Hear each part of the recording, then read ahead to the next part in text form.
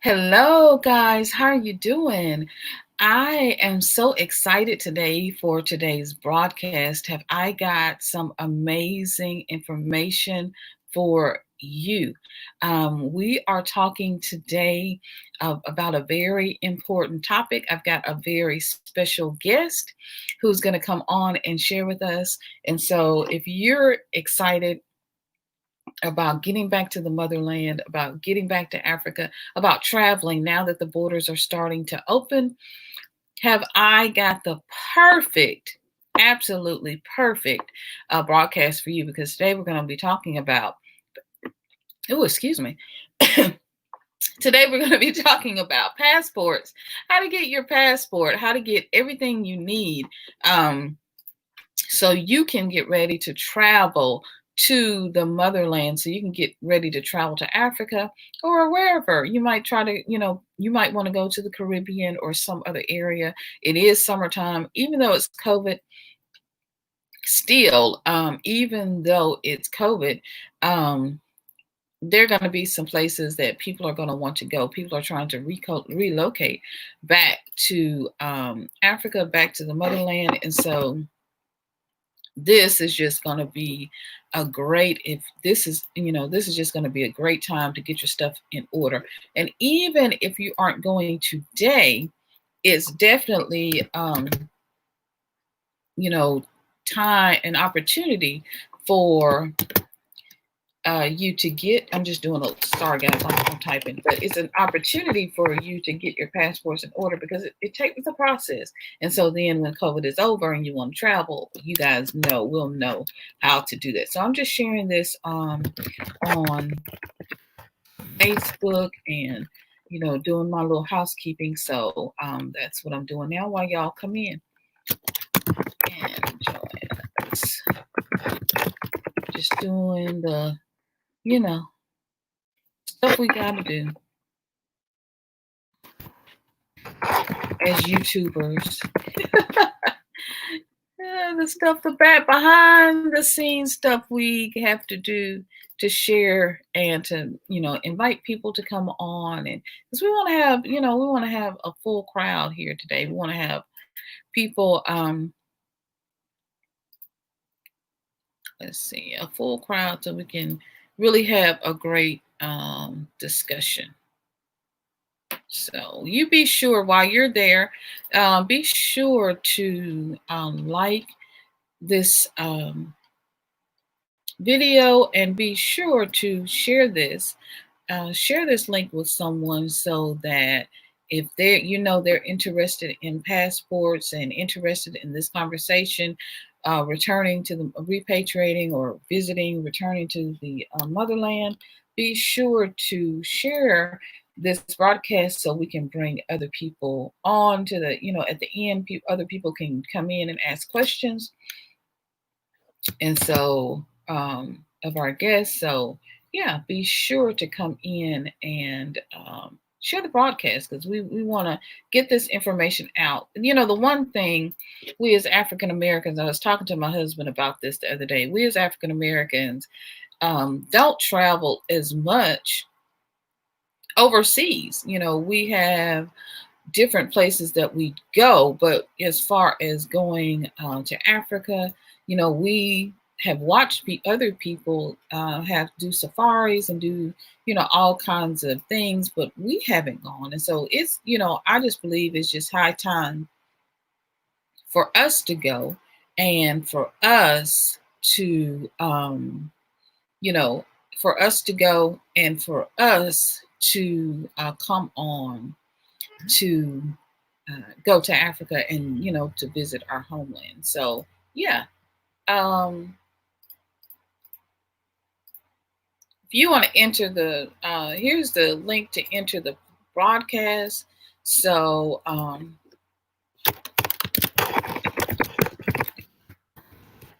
join.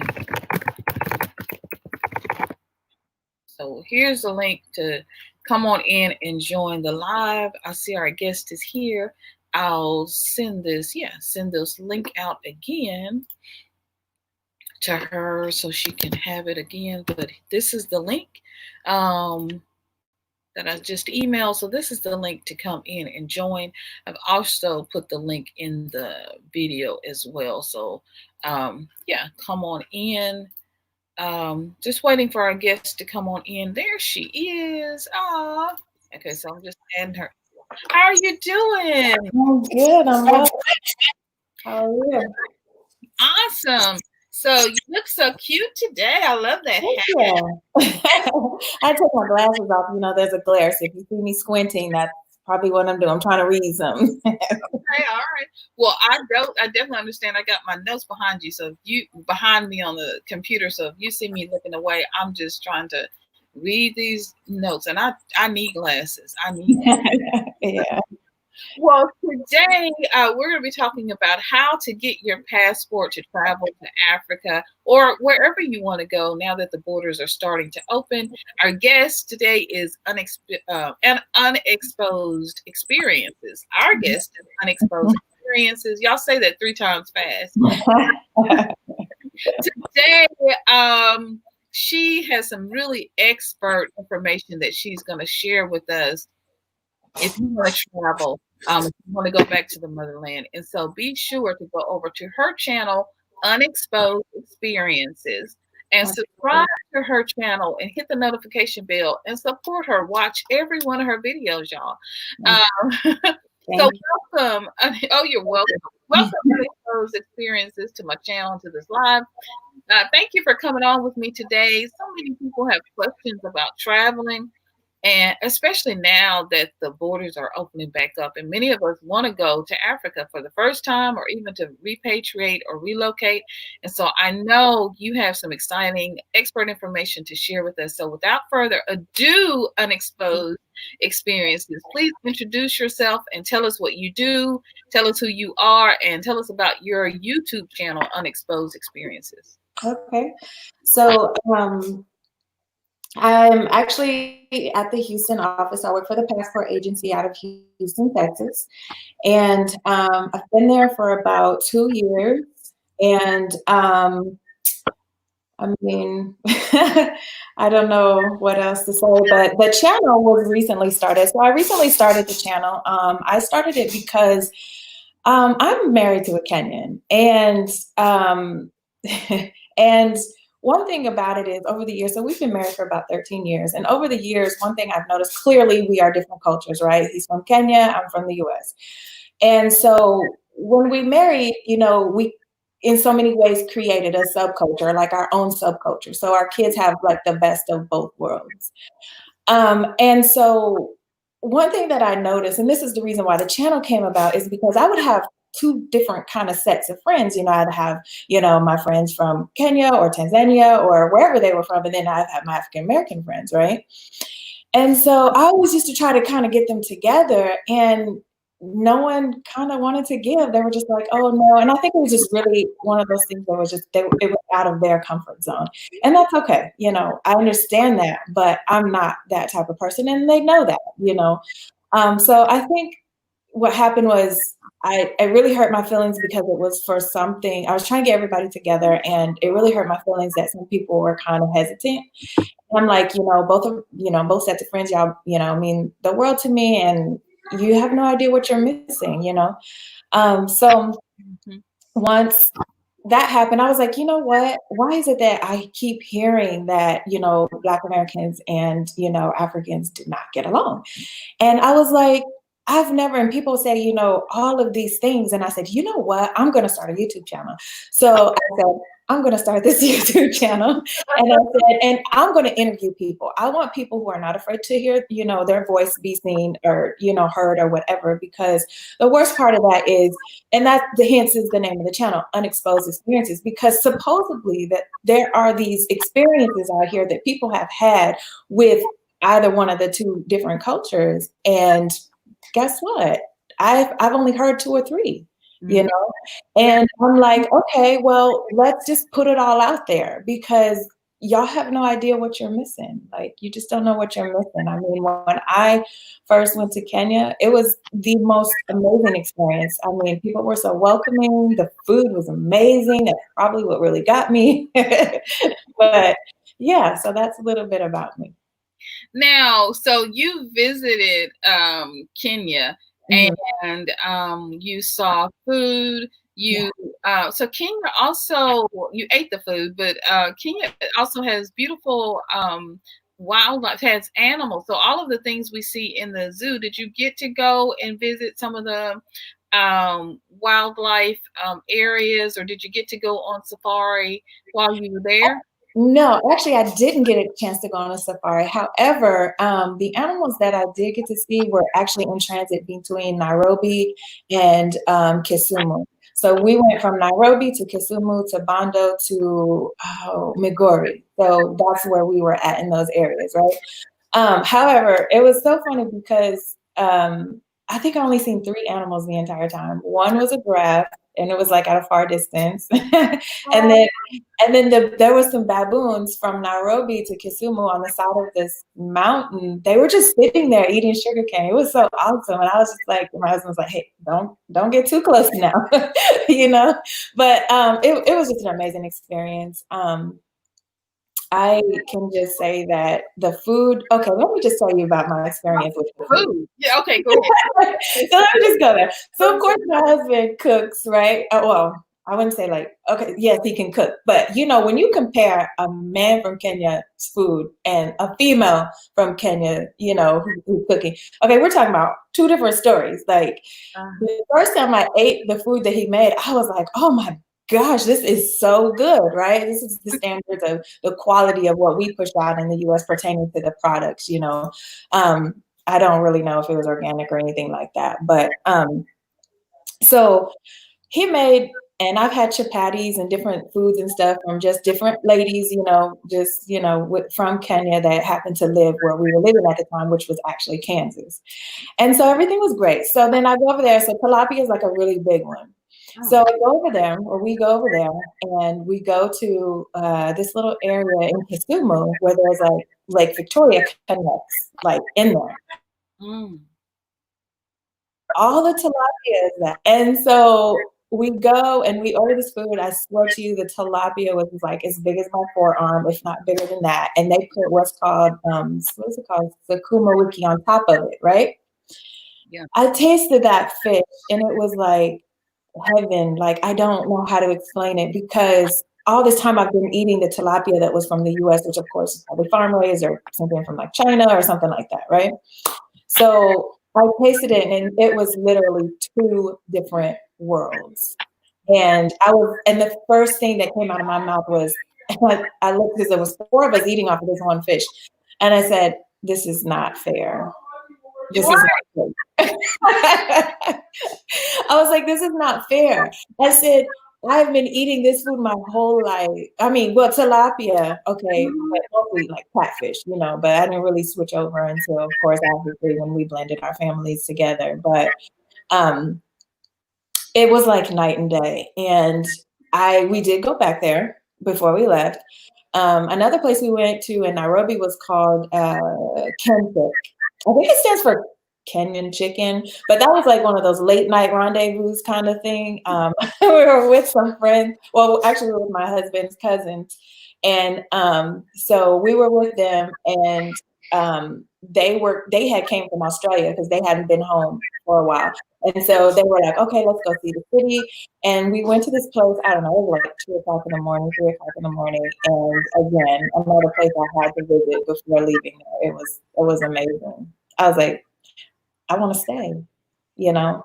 The other thing about it was, you know, people used to ask me, you know, or before I left, like his friends, my husband's friends would ask me, you know, so what are your preconceived notions before you travel over there? And I was like, Question, because let's debunk some of these myths. yeah.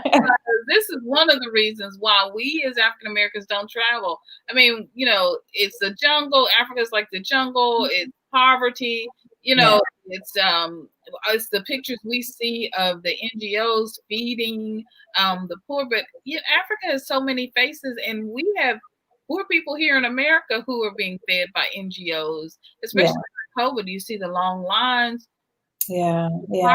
No new thing to America, but somehow the way it's being portrayed in Africa is just really sad, because there's wealth in Africa, there's beauty. So yeah, let's Yeah. talk about let's debunk some of these myths holding us back from getting these passports. Yeah. So, um, I'm sorry.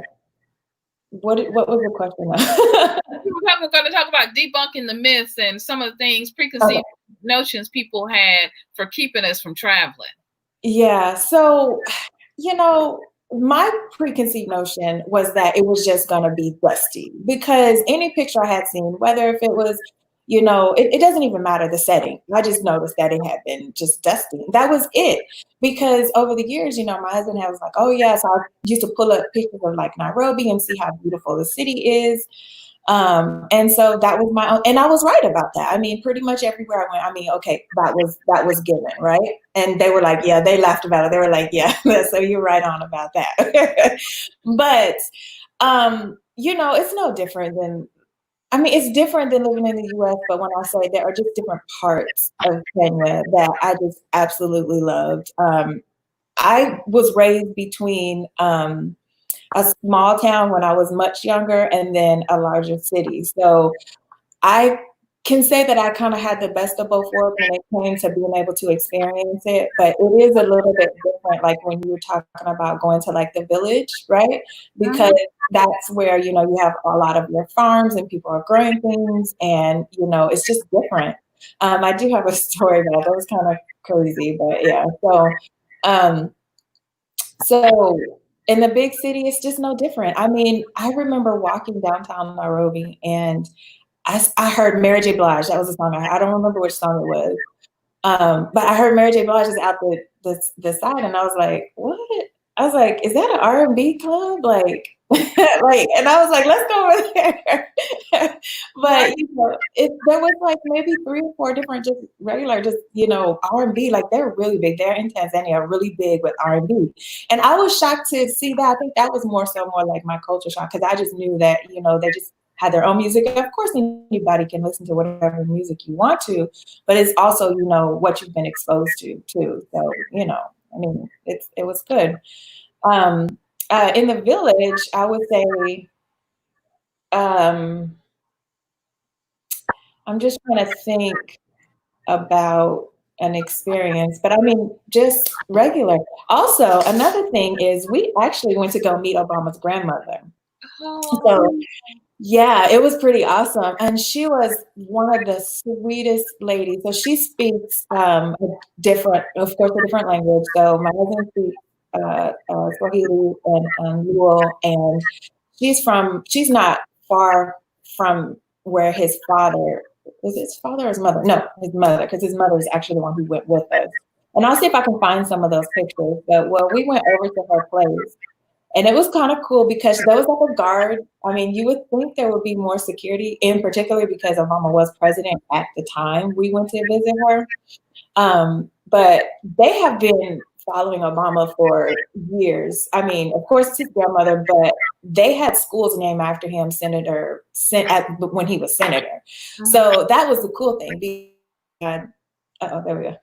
Because there's, I want to say it's a primary school, and it was called Senator Barack Hussein Obama, whatever.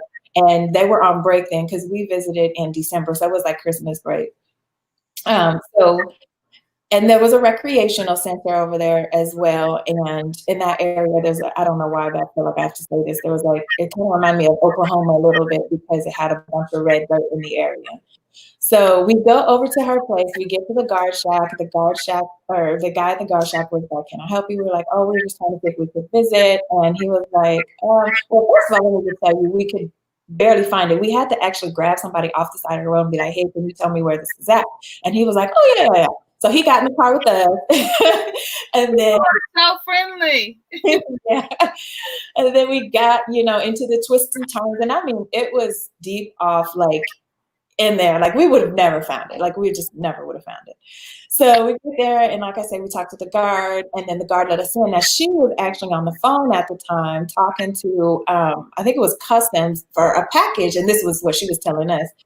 And the conversation didn't go as fast, of course, because, you know, it's being translated and then it's being translated to me. So it's like patience was my best, you know, asset. I mean, it's always been anyway, but it was like, okay, so what is she saying? So I'm looking at her as she's saying it, as I'm shaking my head, and then it's being translated to Swahili. And then my husband's like, okay, she's saying this, you know. So we got to walk around the property until she got her phone. But it was different because her husband and her son was buried on the property. And that was interesting to see because, you know, I don't know, it was just interesting. It was one of those things. Now, the other interesting thing was that her husband had built her a house, right? Just like most things, you know, most people, you know, build their own houses over there, right? And then behind that house was another house that is, I can't really say, you know, Obama had built it for her, but I think so. I really can't say for sure, but I think so. And she didn't want to tear the house down. So her granddaughter was there and she was actually telling us that she didn't say Obama built it or anything like that. She was just like, yeah, she did want to tear down the house that her husband had, you know, built for them. And, you know, that's their history.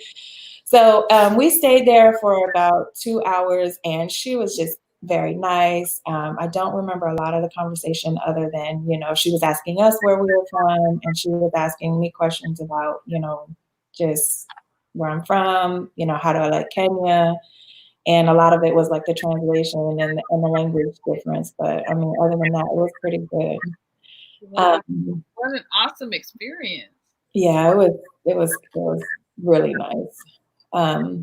But in the village, it's different. Life is slower. Life is slower over there anyway. And I mean, just pertaining to getting things done, period. I mean, customer service is different. Like everything is different, but it's fun though, you know. I've always said that, you know, when people are like, you know, Kenya is more like the more westernized Latin South Africa, right? I've always said, So yeah. Kenya is more westernized like South Africa. Well, yeah, South Africa's a bit more, and Tanzania is more.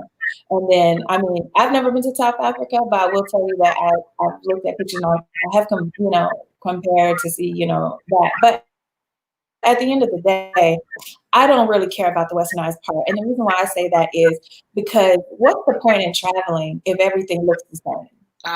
You know? True. And so I'm like, keep the culture, you know, I know there's other things that need to be changed, maybe like the internet service and stuff like that. Of course, that, you know, that's a given. But I don't want to travel there if it's going to look like the US or Europe or whatever. I've been to Europe. And it's no different, you know, it's very special. And I really enjoyed myself. So yeah. So Yeah. I mean, some of those, you know, beautiful having an experience of getting to meet the Queen, getting to meet, you know, for me, that is just the Queen, President Obama's grandmother. Oh my. Yeah. I mean, beautiful, lovely experience just to be in her presence. I don't think I would remember anything either because I would be just so I would be just so sitting there like, oh my gosh, wow, oh my god. I mean, in my head would be, oh my gosh, wow, oh my gosh, wow. Yeah. So I wouldn't remember a thing except for, you know, just how, you know. She did say the sweetest thing to me, and she said, and my husband, it was so funny, I'll tell you his reaction. She did tell him to tell me that that I reminded her a lot of Michelle because I've accepted his culture, and she could tell like I'm not trying to change who he is, you know, and that was special because that was actually true. It was very true. So. And that's so important. But that is just a marriage tip and a marriage key. Look, yeah. In the age of Will and Jada, this is the key. Yeah. This is the key to a successful marriage, is just accepting other people, accepting their culture, accepting them for who they really are. I mean, not to the extremes. Yeah. Not to those extremes, of course, but literally, I've been married for 20 plus years. And so I am just, and my husband's in the chat, Milton. So, I mean, he's just my biggest supporter, my ride or die. He's just here for me. And it's good marriage for life. You know, and those are just the tips. loving each other, your willingness to go to Kenya and to just in just kind of immerse yourself into the real experience of the food and the That culture, was I amazing. think is just a beautiful, beautiful thing. Yeah. One of the myths that I've been seeing and hearing is people don't know if Africans have, and we're African, of course, but if people in Africa, Kenya, have electricity, if they have running water. I mean, just really crazy things. Um, Yeah. and even, you talk about problems with the internet. I'm originally from Mississippi. I live in Tennessee, but Mississippi is experiencing challenges of, getting their internet working correctly, and some of the challenges as well. So if you know America, you know that it's not as simple as it might seem in as people try to compare it, Yeah. to Africa. So, people do wear clothes in Africa. People do Yeah, exactly. stupid stuff. You know what I mean? Like Yeah, yeah, that I'm sorry, yeah, that was stupid. they have electricity. So tell us about some of the homes or some of the, not just in the rural areas, but in the cities as well, because you talk about the modernization. Okay, well, let me just say this. The first, I'm sorry. Yeah, people don't know. Okay, so the first experience with the power outage, well, first of all, we didn't experience anything for the first, I would say, 2 weeks, right? I mean, everything was fine, everything is dandy. But I will tell you, the first thing that came to my mind when you were talking about that power outage actually was on our way back. So we were just in the airport. So it's weird because when you first get to Kenya and you see the airport, I mean, everything is like, it's beautiful. Like, I mean, it's just like a normal airport. Just, I mean, it looks big. And it is. And we're in the airport, we're about to leave, and next thing I know is like everything shut down. Like they had a whole power outage. And I was just like, okay, I don't think this would ever happen. I mean, after about 10 minutes of it straightening out, of course, everything was fine. But that's something that we wouldn't experience in the US. And I don't know how, but I personally had related was like, okay, so is the plane gonna go out? So but we were flying. I want to say British Airways or something like that. But so that was actually the only power outage that we had. Now, pertaining to the village, I mean, just think about it. Some people just don't really think about it. They hear something and they're just like, oh no, I don't want to be there because there's not going to be any light or whatever. But that's not the case. The case is people out in those areas have large pieces of property, right? And so when they have such large pieces of property, it's like honestly, I don't really know the technical side of things and why a lot of them maybe don't, or maybe they do. But in my husband's, in my in-laws' house, they just have one light, and it's in the living room area, right? It's fine. I mean, it costs money anyway, it costs everyone money. And so most of the times people are out working anyway. They're out in the field doing whatever they have to do. And we didn't spend a lot of time inside. We only went inside when it was just time to eat, which was a lot for whatever reason. And, but we spent a lot of time outside or like off the deck or whatever. And I mean, it's nice. But the thing is, like, they still have a very large piece of property. And people are worried about like consistent electricity. I mean, that's not the end of the world if you're not able to log on here and there. Like for me, it's not. Like I guess I'm just more realistic than the next person, but I didn't experience anything, but it's pretty dark, but in the city, you don't have to worry about that. You can pick your poison. I mean, you can choose to deal with what you want at the end of the day. But that's just the way it is. I mean, there's really no other explanation than that. It's just the way it is. And then a lot of people have generators. I've seen, Mhm. Yeah. people also have solar panels. So there's even Oh, yeah. different ways to get around it. And even here, if you live in New York or some of the larger cities, you have brownouts or blackouts. So, Mhm. sometimes we don't really compare the two, but there are sometimes we all have issues. We've had internet. I live in the city and we have internet issues some days. And I'm thinking now, I know I pay. internet. Yeah.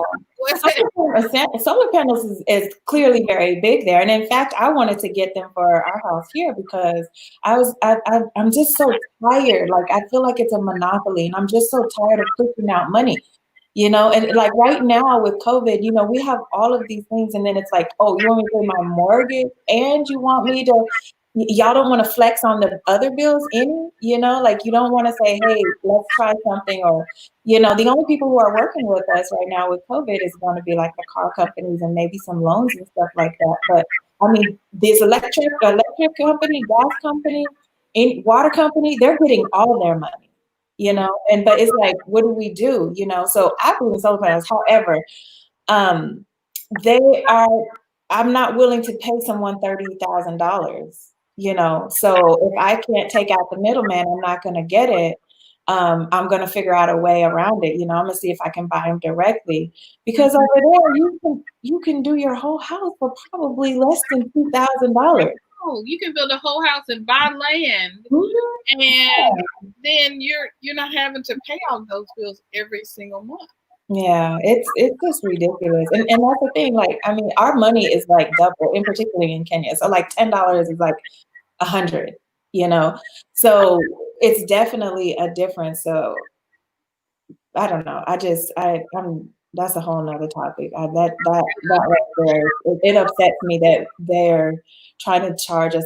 That's how much they wanted for my house over there. Like they were just like, okay, if you want to run your entire house plus sell back energy. Well, when you sell back the energy, there's only one company, which I think is called Green Mountain, and they'll send you a check. But any other company just wants to give you credit. But wait a minute, this is my system. Right. No, I can't send you, like, no, it's not, no. So if they can't send me cash for it, then no. Then that's here in the US. So, do you guys have any plans to relocate or repatriate, or are you here in the US to stay and just travel back and forth? Well, okay, so here are my plans. So ever since I was a little girl, I've always said that I wanted to own a bed and breakfast, right? So the bed and breakfast was actually gonna be towards because I wanted to be in North Carolina. But after I met my husband, I was just like, I'm in overseas somewhere. So that's the plan. So right now, actually, I'm supposed to be in Tanzania as we speak. 6 weeks I was supposed to be there. But of course, at the time they shut down and things just got a little crazy. And so, yeah, so I had to cancel it. But that's the plan. Now, that's my plan. So if I have to say, my husband, I pretty much told him that, hey, look, I know you like love the US and all this jazz, but let me just tell you something. This is what I want to do. This is what I want to do. This is how I see myself doing it. And I'm a person who consistently dreams, right? But as soon as I finish one accomplishment, I have something else I want to do. And he's just a real quiet person, and he's just like, okay, do whatever, it's just, just do your thing, but when it comes to something like that, I have literally moved my entire life around moving back, right? Back. And I say that because as of right now, of course, I work for the passport agency, but I've been taking classes to transition teaching. So right now I'm getting my certification in teaching as well as in a master's program at U of H, finishing a master's degree with them, right? So, which is what I'm going to take with me when I go over there, right? So that's pertaining to job-wise, but myself, I feel like no more than 10 years here. And every summer I'll get to go back. And that was the whole reason. So using the summertime to be able to go over there and take care of the business that, whether it's buying land, building another house, or anything like that. So that's the plan. That's the plan. That's a beautiful plan. Well, let's hop on into these questions that I know the people want to know. So how long, first of all, have you worked at the passport office? So I've been at the passport office for 2 years. Oh, nice. And are you guys getting back to work now, or how has COVID impacted your work? Well, it has. This week, actually, I just went back to work on Tuesday, and but we were off for about since March 22nd or 24th. I don't remember. It was that week, though. It was that week. And I mean, they're just trying to do things as safe as possible. Now, this week going back was a little crazy because clearly we are behind. And something happened on Friday, which I'm not sure I can actually speak on that, but it was a big deal. So by Monday, we'll know whether we're going to shut down again or not. That's all I know. Oh, wow. So, yeah, but we are, last week we pushed out a lot of work and we can't work from home. It's just, I mean, and I know clearly nobody else wants us to work from home because if we're working from home, we're taking your personal documents home. Okay. And it's just one of those things that just don't happen. Like supervisors can work from home, but they're not taking documents. They're into the system doing whatever it is that they do, approving or denying. I don't know. Oh, and that's why I wondered if you guys could work from home. That was one of my biggest questions. No, we cannot work from home. So that's why no documents are being processed. No passports are being granted at this time. Yeah, just in our office. Some offices are still open. Now, we are like partially open. So let me just tell you the schedule that we're on right now until we're no longer on it, because really it is day by day at this point. Wow. So our appointments are only on Mondays and Thursdays, and they are appointments only, right? So we are a walk-in facility, but you have to walk in early to get your passport turned around within 24 to 48 hours. So it just depends on now you can get it the same day, right? However, if you're getting it the same day, you have to prove that you're traveling within 24 to 72 hours. So same days, that's how same days work. So if you come to Houston and you walk into the office, it has to be on, well, actually right now, since we're not doing the walk-ins, you actually have to make the appointment on a Monday or a Thursday. And those appointments are also shared, but keep in mind that these appointments are also shared with clearly the rest of the public, but we're only taking 40 applicants per day. And then that's also going to include people who also have priority over just like, I mean, I want to say regular citizens, but just priority depending on their job, like pilots. If their stuff is expired and they'll have, a plane and they have to go out, then and they can still make it and we can give it to them, then that's what we do. So we're carrying it with emergency situations. We don't deal with like a lot of diplomatic stuff pertaining to that, like, because we don't do diplomatic passports at our office. No diplomatic passports. Right. So we're just doing flat out plain 10-year passport for the adults, anyone over the age of 16 and over, and then under 16 is 5 years considered a kid. Yeah. Yeah, so Mondays and Thursdays, 40 appointments only, and you have to have the appointment. You can go onto the, I think it's state.gov. I get it for you. I'll have to send it to you, the website. Put it in the chat if you can, but say the passport, the website again. I think you were kind of chicken out on it. I was telling you that I was going to send it to you. It's state.gov. Hold on, let me look it up. Oh, okay, you're gonna send it to me. That's fine. Yeah. Okay. Yeah, okay, good. To apply for passports. I'll put in the description below. Yeah, and so that's the thing. You can have all of your paperwork ahead of time. So you can actually fill out the doc or print it off at home if if you have the ability to print it off at home, fill it out, and bring it in, because you want to make sure that everything goes as smooth as possible. So let's say here, if you've never applied for a passport, right, before, you're going to fill out what's called a DS-11. And a DS-11, that is going to be the name what you see when you go onto the website. You're going to know, and it'll have a description there. So it's called a DS-11. And it should look like kind of brown-ish, and just print it off, fill it out, put all your paperwork with it, and make sure that you don't leave anything blank, because we don't get back to you as quick as you need us to, right? We're going to send a letter. We're going to say, oh, you forgot to sign. Oh, you forgot to put your passport. And that's another thing. It's extremely important that you put, oh, well, that's not even going to apply for this passport, but it will apply for a renewal though. So if you're filling out a passport application to renew, but it's expired, you're going to have to fill out the same app, which is a DS11. Because at this point in time, you're not renewing, you're applying again. And the process takes a little bit longer when you have to apply again versus just renewing. Okay, now I'm taking notes, guys.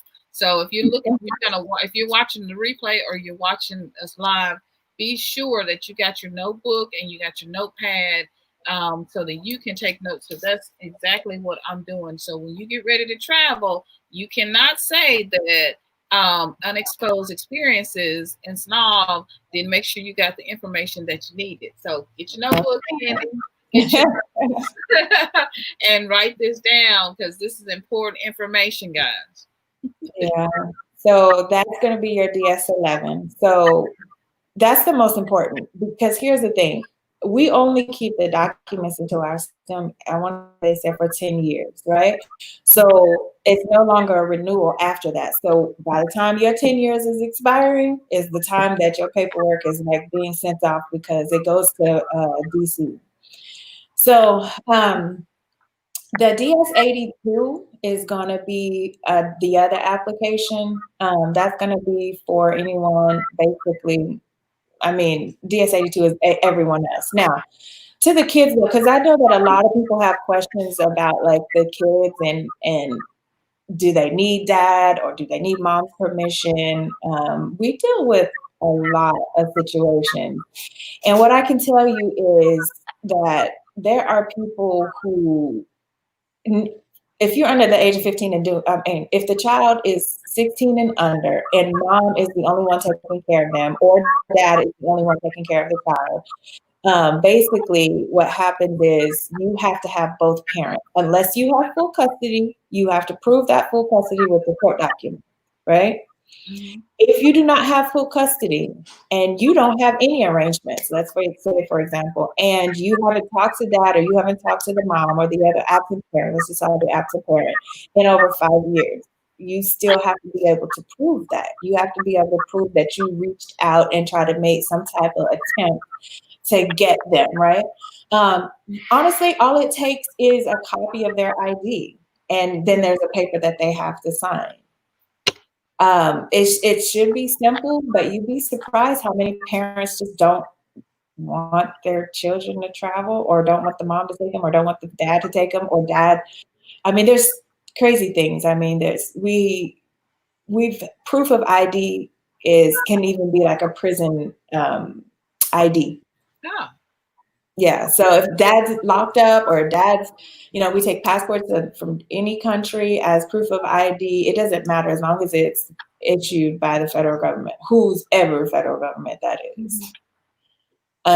So you do have to have that. But if you have full custody, of course, you don't have to worry about any of those things. So now, can you mail it? So if we were to mail our the application or complete it online, how does that work in comparison to coming into the office? So you definitely if it's a DS11, you have to actually, if you're going to mail it in, you're going to have to go through the post office. Okay. There are other parties, but I'm not too familiar with those areas, because in our office, we actually train there. The USPS is actually trained in our office in order to give like the oath at their department, like at the USPS, right? So it used to be before you didn't have to have an appointment to make or to go get your passport and give it to them so that they can bring it to us.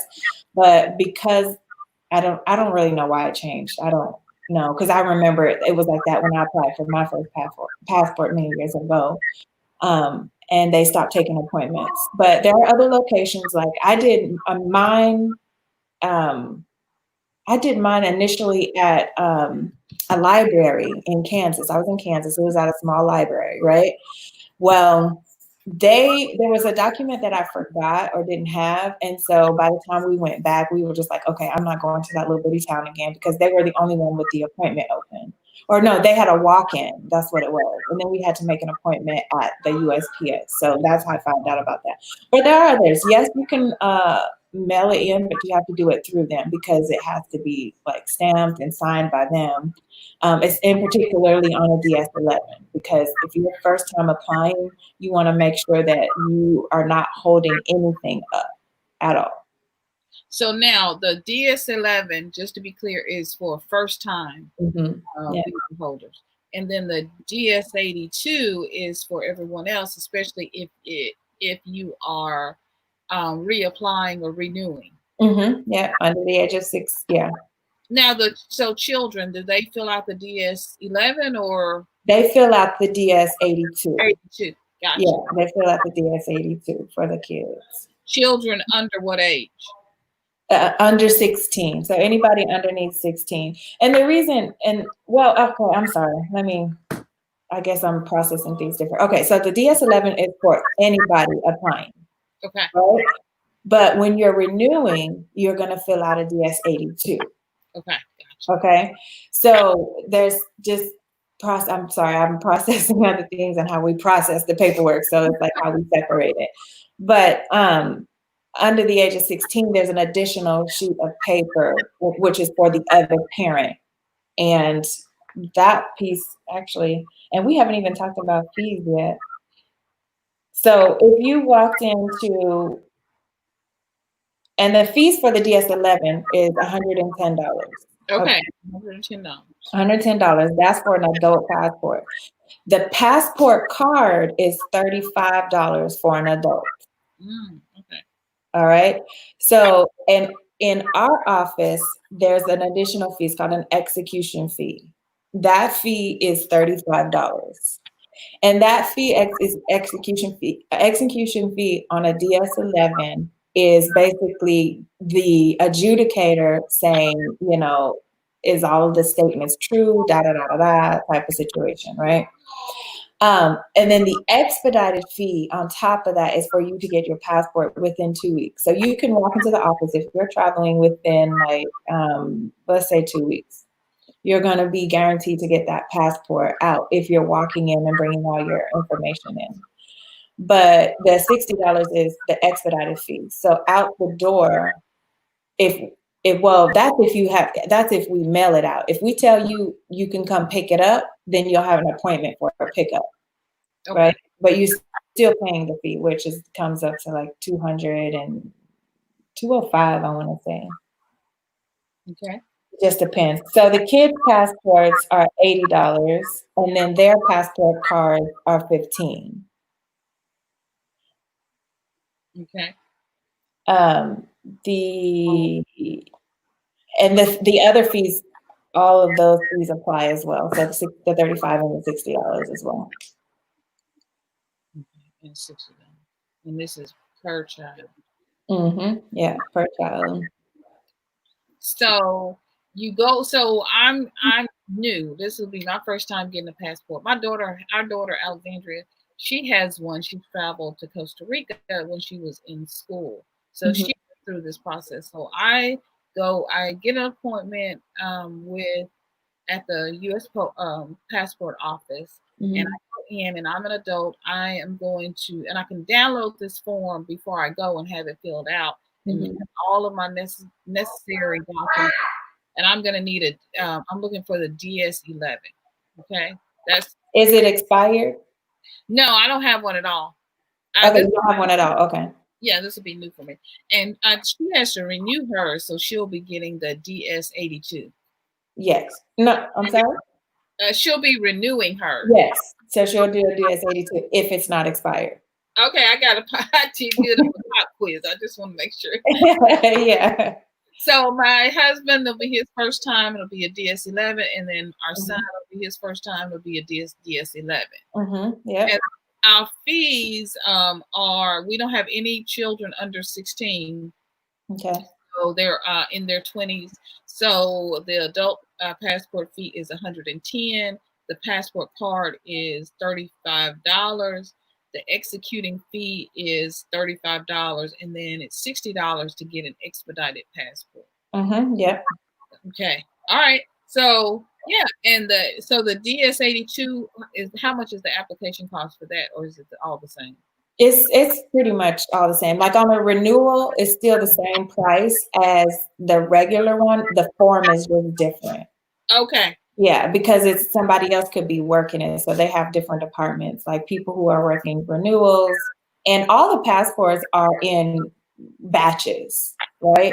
So on an average, there's a batch of 30 applications in one box that adjudicator has to work by themselves.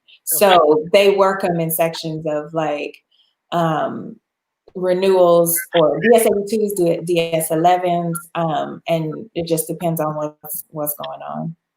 Yeah.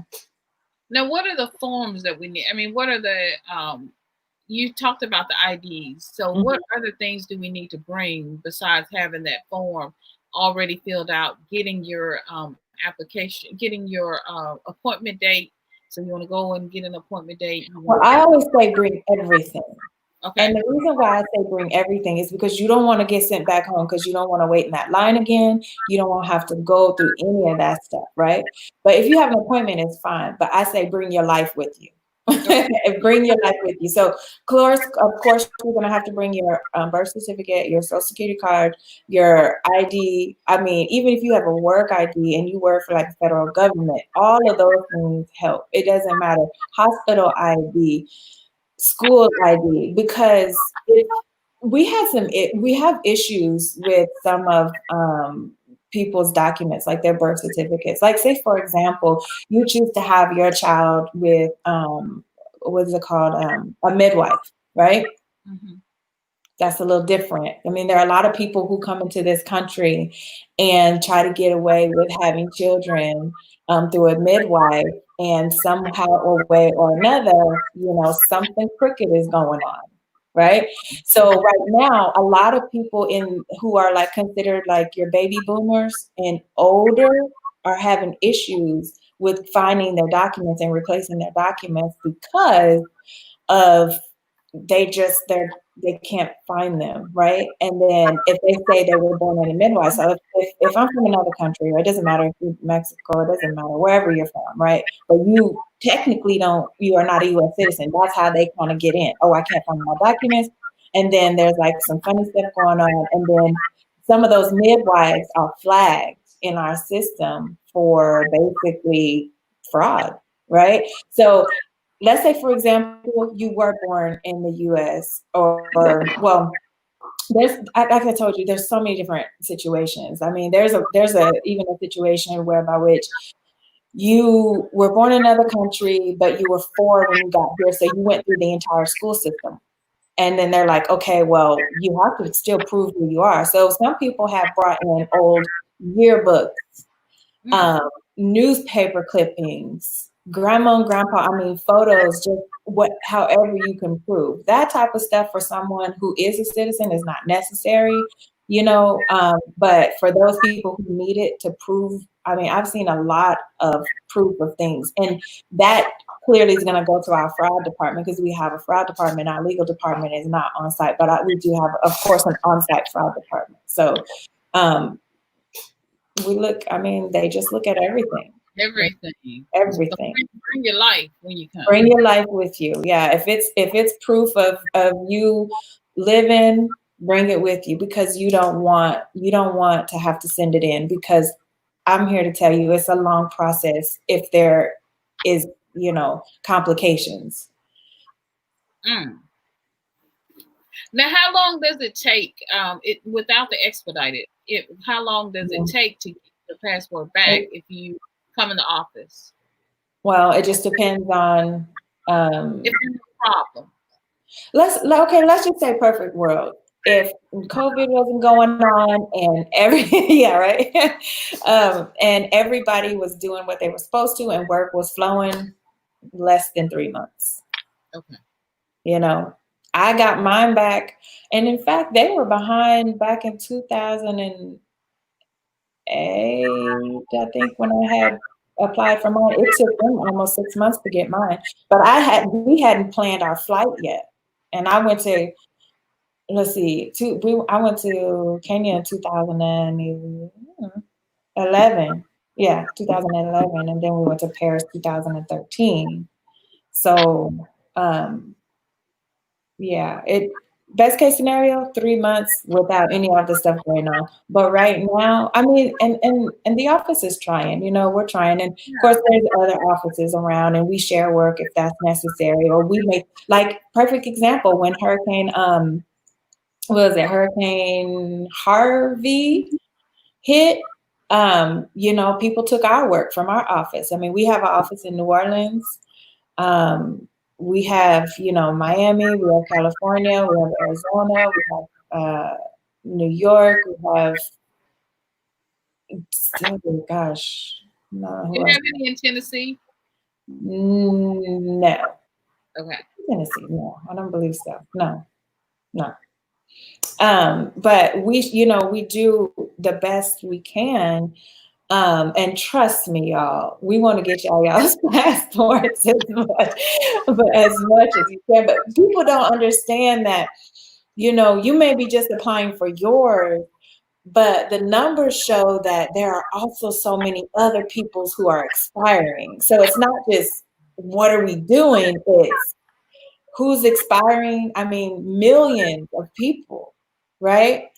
And the offices that we have, plus the research that it takes behind all of that. So Say that again. Plus the research that has to be done, like the behind the scenes work that has to be done. And, sometimes I just feel like people just don't understand. But, like I was telling, in the other show, I was basically saying the trick to getting the passport. And let's say, for example, you're going on a trip and you're like, you haven't dusted off your passport in about 5 years. And then all of a sudden you look at it and you're like, oh my God. I mean, because it happens and people get to the airport and they're like, oh my God, my passport expires like a week from today, and then they have to leave and they come to us, but we can only work so fast. You're going to have to, of course, pay all the fees. And if you get in the afternoon, you're definitely not getting it that day unless somebody gives you some type of grace, because at the end of the day, we have to shut down. But we do stay. Like if we have some people whose passports who are leaving like the next day, and that's the supervisor's call, of course. But if they feel like it's necessary and they feel like it's an emergency, they definitely will stay. But it doesn't happen a whole lot. But they do their best, though. They do their best. I know you guys are working hard to get us to the motherland, and I appreciate that. Yes. Yes. We were looking at passports in my own head when I see, and it's so fun because you know what, I seen a lot of passports that had came through my desk. People, the year of return, the year of return. I was like, yes. I was like, yes, I'm supposed to be there. I want to go so bad. And I was like, but most of the time, our people are not typically going to any parts of Africa, unfortunately for them. That's how I say that. We typically travel to places like Jamaica or Puerto Rico or Mexico or some places to Hawaii sometimes. But I just really I think it's important for all of us to go. Like, some people, like, I even got some of my family members and they're like, oh, I want to go. And I'm just like, you should, because when I came back, I couldn't shut up talking. Okay. I couldn't. And I'm so tired. It's so funny. Like I enjoy talking about it, but about going, repatriation and just visiting different parts of Africa. But I'm also tired at the same time. I'm tired because I'm blue in the face. And, because I'm talking and talking, and I feel like people will never know until they go. And my first reaction when I got off the plane, like, first of all, let me just say this, I don't like to fly anyway. Let me just get that out. I don't like to fly, but I like to travel. And that is the difference. Like, we traveled all over the US as a child in the car, and so I was comfortable with that. And so, but my first overseas flight was just like, it in fact was Kenya. Yeah. So I was like, God, I gotta get on this plane. I've convinced myself that it's just necessary. So I'm on the plane the entire time. I'm just like nervous, and I tried to fall asleep. I mean, I'm pretty sure I napped here or there, but it was an experience. But once we landed, I just like that. Like I was just like, oh my God, I can't believe I'm here. But it didn't feel so foreign. It felt like home. I don't know if you ever seen Steve Harvey's comedy show. I forgot the name of it, but he said that something about going back home, a place whereby which we've never been. And when I got out the airport, I was just like kind of took everything. It was that night, and there was like a whole club across the street. That was awkward to me. It was like a whole club across the street from the airport. And I was just like, okay, that's a little close. Because in the US, like our airports are like way far away from everything. There's no businesses around, none of that stuff. But it was definitely an eye-opening experience. It was worth it. We had a lot of fun.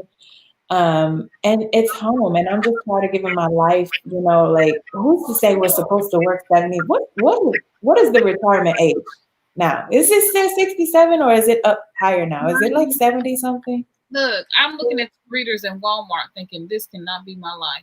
Yeah. Like, I mean, I understand like you want to volunteer when you get older. That's one thing, that's on you. But in order to pay my bills, when you buy property over there, you don't like it's like you pay the taxes when you buy it. It's yours. We're living in places where our taxes, in some cases, our HOA fees are, $1,000 a year, and your taxes are 10, 9, 10, 12,000, $15,000 a year. A year. So you're trying to tell me when I retire and can no longer physically work, I still have to come up with this. I know there are like some whatever, you get some money off here and there for being above a certain age. But no, I don't want to work for somebody else. And I'm not saying that, I will be working for myself, but what I'm saying is that should be my choice. And it should be out of joy. Yeah, like it's not right. And and life, oh my God. And people are so happy over there. You have more free time. Like even with this COVID stuff, even though I went back this week, um, I'm supposed to be off next week, but that didn't happen. But it's like there has to be some type of balance. And if they still paid us the same, no matter where I worked at, if they still paid us the same and we worked, 2 weeks or 3 weeks out of a month instead of, the entire month, but then at the same time, we got all this stuff with the kids and stuff. It's like, do they go to school all night? Well, who's staying at home with these children when I'm supposed to be at work 40 hours? Husband is at work 40 hours, and it's a mess. The whole entire system in the US is set up for us to continuously work and be in debt to someone or something. And it's set up on commercialism and capitalism so that we can continue to pay. And I love that you brought up this, the difference of here in America, and this is how so many African Americans have lost wealth and how they lost homes and farms and large properties, notwithstanding the KKK and all of the different things that have gone, lynchings that have happened, farms that have been taken, all of that aside, still you have to pay taxes until you die. And so when your income goes down and someone is security, you're still having to pay all of your electricity, and it's very expensive compared to the cost of electricity in Africa or other countries. For sure. You're paying your water bill. And when you think about it, you got a $300 or $400, or if you can get a $200 utility bill, then and you've got $100 or at least $80 water bill. Okay, so right off the bat, you're looking at about $500 right off the bat. Whereas you can live from research and from talking to other YouTubers like you who travel, you can actually live in Ghana or Kenya or Tanzania or any country in Africa for $500 a month. I mean, if you are not trying to live this high Western lifestyle, then you got to pay you've got to pay either a house note or rent, and that's going to start for most people at around $1,500. I mean, that's to start, if not more. Mm-hmm. Yeah. So you are Okay. Average, yeah. you're at 3,000. Okay, so now Mm-hmm. you're at either 2,000 or somewhere between $2,000 to $3,000 a month, and you've only, I guess you're gonna be walking everywhere because you have car note, Yeah, yeah, insurance, and your insurance. If you have children, that you've got to cover them on your insurance, but you ain't ate nothing yet, so now you're starving. Now yeah, you can go to the grocery store, so you're at about $5,000 per month just out the gate before now you're naked. You ain't got no clothes. So you got to go get some clothes. I mean, and yeah, unless you're thrifting your clothes or you're, waiting on the giveaways or so, I don't know what you're doing. But, I love to thrift, but unless you're thrifting, most of us are getting our clothes from TJ Maxx or Marshalls or from, the mall. And so therefore, here you are. You now added another cost. So you're at about, $6,000. And then you got to pay taxes. We yeah, ain't even pay taxes yet. Then you got to pay taxes on your house. So when your income goes down in your elderly years, you still have tax. It's problematic, and so that's why you're working hard 40, 50, 60, 70 hours a week, some people, and so you're really paying so much. So it's time for us to re-envision and even look at repatriating to Africa and other places, yeah, because just so you can have a life, just so you can breathe, just so you're not working to the bone and working until you die. For most of us who live inland, for example, I live in close to Memphis, and mm, so I'm not near an ocean or anything. And I know also that, of course, Africa, there's, close to the Atlantic Ocean there, but there are a lot of rivers and lakes and all of that. But just the beauty of Ghana and different places, even Kenya, different places that you have beautiful beaches. In Kenya, for example, you have beautiful wildlife for you to see. What do we see here in, concrete jungle of yeah, America?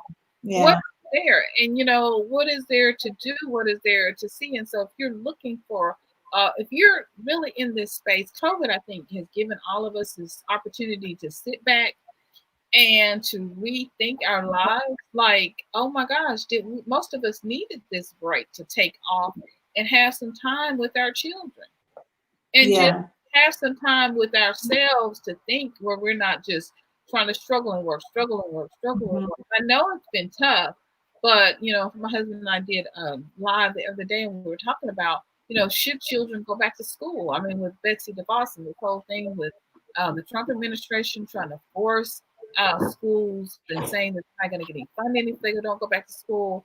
We've got to really think about us and exposing our babies, and thinking about how to re-envision a life for ourselves where we're not buying into this Western culture that's yeah, that's also killing us and making us yeah. depressed. It's And time. that's it for me. Like for me, it's depressing to know that this is what I have to look forward to if I stay in the US, right? I'd rather work the next 10 years, cash out my 401k, buy land and build my own house and never even have to worry about the other. I mean, you can build your garden or whatever. And it's so funny because of course my kids, are well, my oldest son, he just likes gardening. He gardened with my dad when he was younger, and so he just kind of picked it up. So I'm benefiting from it. So now But at the end of the day, it's like I'd rather drop everything. But see, at the same time, also keeping that residual income from here, right? I mean, okay, so what I fight with right now with myself is, do I give up my, citizenship maybe when I'm older, but right now, if the US is going to benefit me to go and be able to leave and come and go as we please so that we can continuously use our money to build over there so that we can give back to their country. You just can't come in and just say, I'm going to take this land, I'm going to build this house, and it's me, me, me, me, me. No, because of course we know that there are not like a ton of jobs for everyone, right? So you definitely have to give back. You have to have a plan to give back. Once you get situated, you have to have a plan to give back. I believe that 100%, right? Me personally, with me finishing my degree, I plan on opening a school, well, working for a school, and then opening up, something like a community center or something like that, so that I can actually give out the education that I've taken from here pertaining to learning English, right?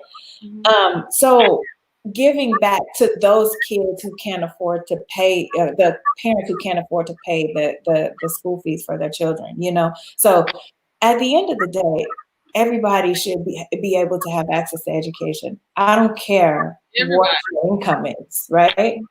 But here, I've tried to find ways to give back other than, taking food to like homeless shelters and volunteering. But that typically only happens around a certain time because we're so busy with our own lives and trying to keep our kids on schedule and being married and taking care of mom and, aunties, uncles, and nieces. And, it just can't be perfect. But I don't want to look forward to being 70 some years old and just saying, okay, now I can live my life. This is my life. Right. And as long as we agree on that, I'm here. I'm gonna make my choices. I'm gonna make the choices that's best for me because I don't want to be forced and pushed into a world that I don't agree with. I don't agree with it. I don't agree we should be working 40 hours a week. It's modern day slavery. I mean, I know it's always been like that, but it's still a Yeah. version of modern day slavery, period. And I just want to be free. I want to be more free than what we are, because being caught up in this system is just, it's too much. Sometimes I feel like running away. Like I tell my husband, okay, I'm running, I'm running away today. you know, I just told him, and this trip that I was supposed to take to Tanzania, I was actually going to go meet a traveling sister. Oh, Her, yeah, I'm excited to meet her. She is beautiful. So I mean, I've only spoke to her like once or twice, but I mean, you can always tell good people. It's a vibe. And so, and it's funny because my good friend is actually from Moshi, which is not far from where she lives. And her mother has a house there. And so the whole trip was going to just be her and I. And then I think one of my kids were going to come. I don't know. I really was supposed to be by myself, but it is what it is. I don't really care. I mean, but she has family there, and we're long-term friends now for I think 15 years. And then I have another friend whose parents live in not Zanzibar, Lord, Dar es Salaam. So I'm telling you, it's not worth it. It's not. I mean, once you go over there, you'll be like, what? Like, get this. what are we doing here? What are we doing? Yeah, what are we doing? It's Yeah. not worth it. I want both of my parents to come, but my dad wouldn't mind coming, but I feel like this. If I was giving away trips, I would have no problem getting nobody to go. Yeah, because you can just give me one. I know. I was giving, I'm telling you, more people, but because of the cost, have to straighten out their own priorities. But it is what it is. So I wish, and maybe one day I will actually. If I get to a point to where I got it like that, yeah, I definitely will. Yeah. I love the traveling sister. One of the things she was talking about that was interesting to me was finding work and employment while you, or ways to make money while you're there. And my degree is in English. I have a minor in African studies. My daughter is an educator. And Mhm. so, and is working on her master's in education as well. And so, we were looking at the TOEFL, and we were looking at, teaching and trying to find ways, if, as we think about repatriating or, being Mhm. there on the continent for an extended amount of time. So I love this idea that you have to start a Yeah. school or have this community center, because I really believe in one of the American principles. I really believe that education should be free. And so we have to figure out ways to do that, and how to take some of these principles back to the continent so that we can, the good ones, okay? Only the good. Yeah. so that we can, this can be a benefit. All of the things we've gone through, slavery, all the things that we've gone through, racism, to this point, so that we can take the good things that we back that we've learned, and we can help Africa to continue to rise, because it Absolutely. is up to all of us in the diaspora to work together for the good of Africa, because all the wealth is there, all the gold, all the diamonds, much of the Yeah. oil. I mean, there's food everywhere on the trees, and so Yeah, God, yeah. Yeah, let's not get me started on those. Mangoes is my favorite. Oh right, my God. When I swear I looked like a villain eating this mango. That my it was ridiculous. My husband's mother, she has a mango tree, and I was God, starving. I was starving at the time. I remember I was so hungry. And he said, "Hey, you know what? Just eat this mango." Because, with women, we're just like, if we're hungry, as long as we're not hungry, we're good, for the most part. Good, it just depends on who you are. right. And he gave me this mango. I was holding it with both hands. And I was like, oh, this mango tastes nothing like. And I swear to you, I have not, I can't eat another mango. Like I had a mango something shake the other day, but it was from some spot. But my point is, it's not the same. And I refuse to accept that. Like the closest I can get to it here is dried mangoes. But then it's not, the sweetness is different. It's just different. But and on top of, let me just throw this out here. We ate all day, okay? All day. I'm talking about at least 5 times a day, and I still lost 16 pounds. Ooh, see, Didn't even try it. that, I didn't plan on going the way. But the point is, the food is clearly healthy. There's nobody intervening with the process of what's going on. And another thing, we went to this little we found this guy. I don't know. We were out someday, and then we went to this museum of like anthropology. And so, and next to it was like this alligator farm and something else. Anyway, I was interested in the anthropology part because that was something I wanted to study back in the day, but it didn't happen. So, so we go and we found a cab driver. He wasn't really a cab driver. He had a car and he knew people were leaving at a certain time. So he pulled up in his car and he was just like, hey, you guys want to go anywhere? And we're like, oh yeah, where's a good barbecue place at or whatever. It's not American barbecue. It's mm-hmm. just grilled meat, basically. So we go to this place and he knew all the good spots and he took us there. He got out, he ate with us. And but the funny thing, my point in telling the story is we ordered the food. It did take a long time. For some reason, everything just takes a long time there. And the reason being is why? Because everything's fresh. It's not prepackaged. It's not all this stuff. It's, they're cooking it like right there. So he brings the food over to us. I don't know what we ordered. I think it was like beef or goat or something, boozy or something like that. And he brings it to the table and it was on like this cutting board situation and there was some salt at the bottom of it. Oh, And then wow. he took his hand and he took the meat and then he put it in his mouth. And I was like, did he just, he's the waiter. Like, how you, how do you like eat off of somebody's, and my husband was like, I don't know, maybe, I guess maybe he's just trying to prove it's not poisoned. I don't know. I was like, okay. But, it didn't bother me. Again, that was like, okay, had you done that, on this side, it would have been a different story. But it didn't bother me though, because I don't know, I'm just so relaxed about everything. I mean, if that's your culture, that's what you do. That's what you do. It doesn't bother me either way. Well, we've got some great comments, so I'm gonna go and we're go down into the comments. And so, if you guys have a question, and you want to ask, and you want to come on live and ask, please come on and join us live. I'm putting the link in now. So there it is. Yeah, please come and join us live, and you can ask your questions. Ask away. So here, let's get into these comments because we've got some great comments while you've been talking and sharing such great Okay. information. So thank you. So I came in with a welcome. Hello, welcome everybody. I'm Baba. And Exposed says hello, room. Crab Farms is here. My hubby and I, we garden and farm as well. We grow our own food. So I'm telling you, you should grow your own food. There's Yeah. nothing like your own green bean.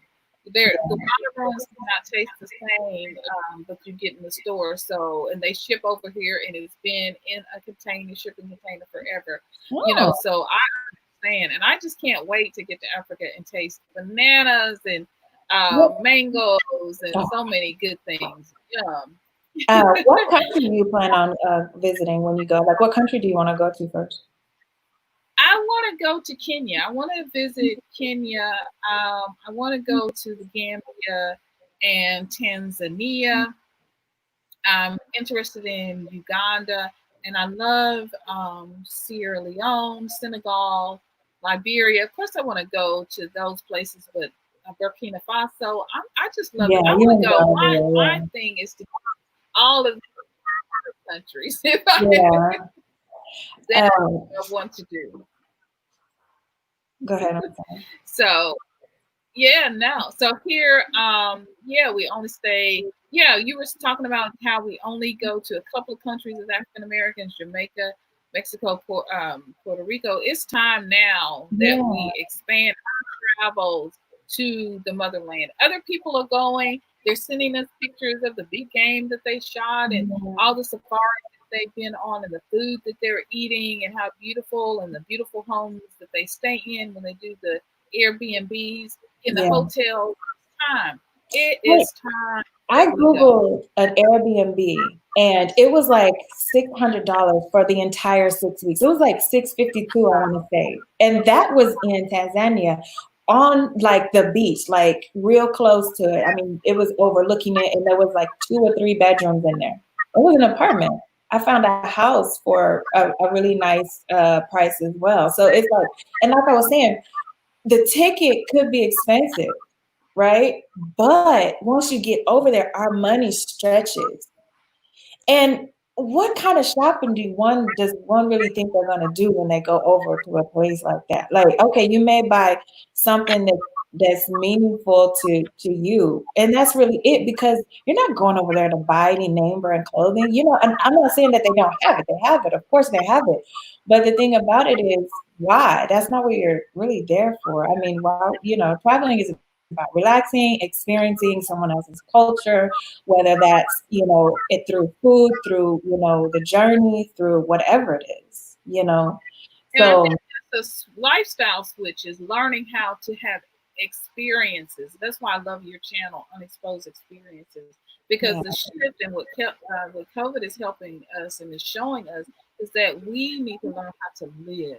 We know how to mhm, work, we know how to shop, we know how to buy, we know how to have designer clothes and buy the designer yeah, purses, shoes. We know how to do all that. Now it's time for us to learn to have experiences and to live this life before we get off this, before we're, 6 feet under, before we're gone, yeah, yeah. ether. It's time. I'll be actually interviewing my kids because I wanted their perspective before they go. And I haven't decided whether or not I was going to turn off the comments, but I don't think I will. Like, I really want their experience as African Americans being in a subculture whereby which my husband and I have created between an African American and a Kenyan, Yes. blending this family together, being exposed to both cultures through both of us, right? And how they view, first of all, Black Lives Matter. Second of all, going to some different part of Africa. Of course, their first ship is going to be Kenya. And what their, perceptions of, before and then what did they like after. I've always found that raising kids is always good to interrupt their flow. Once they get used to something, change it up. you know, because that's not life. I mean, life throws all things at us, and we have to be able to be flexible and have the tools to deal with that, you know. And so that's going to be on my channel soon, actually. So, yeah. Well, stay tuned for that. Y'all go over and be sure to like her channel, to subscribe, and hit that notification bell for Unexposed Experiences, because she's telling you she's bringing good content. She's going to be traveling more soon, and she's Yes. already traveled to Kenya and to Tanzania, and so many places. So she has some beautiful things for travel coming up. But also, she's going to be sharing about some of her travels that she's already been on. And of course, we want to know more about her travel. So head on to her channel when she met President Obama's mother, grandmother. I'm sorry. Grandmother, yeah. That is just a lovely video. I'd love to see a video about that as well. Yeah, that's it. It's gonna be good. It's gonna be good. So It's stay gonna tuned be to good. her channel and subscribe. And tell her Synolve said hello. Milton, my hubby, says hello. Hi. He says he can't wait to try the foods. We Oh were yeah.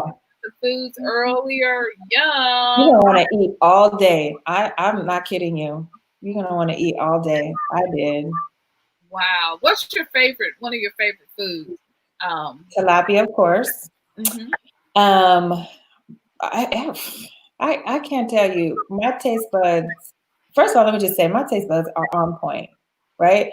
Because I don't smoke, I never damage anything, and then my grandmother was an amazing cook, so I just had the best of that world. Period, right?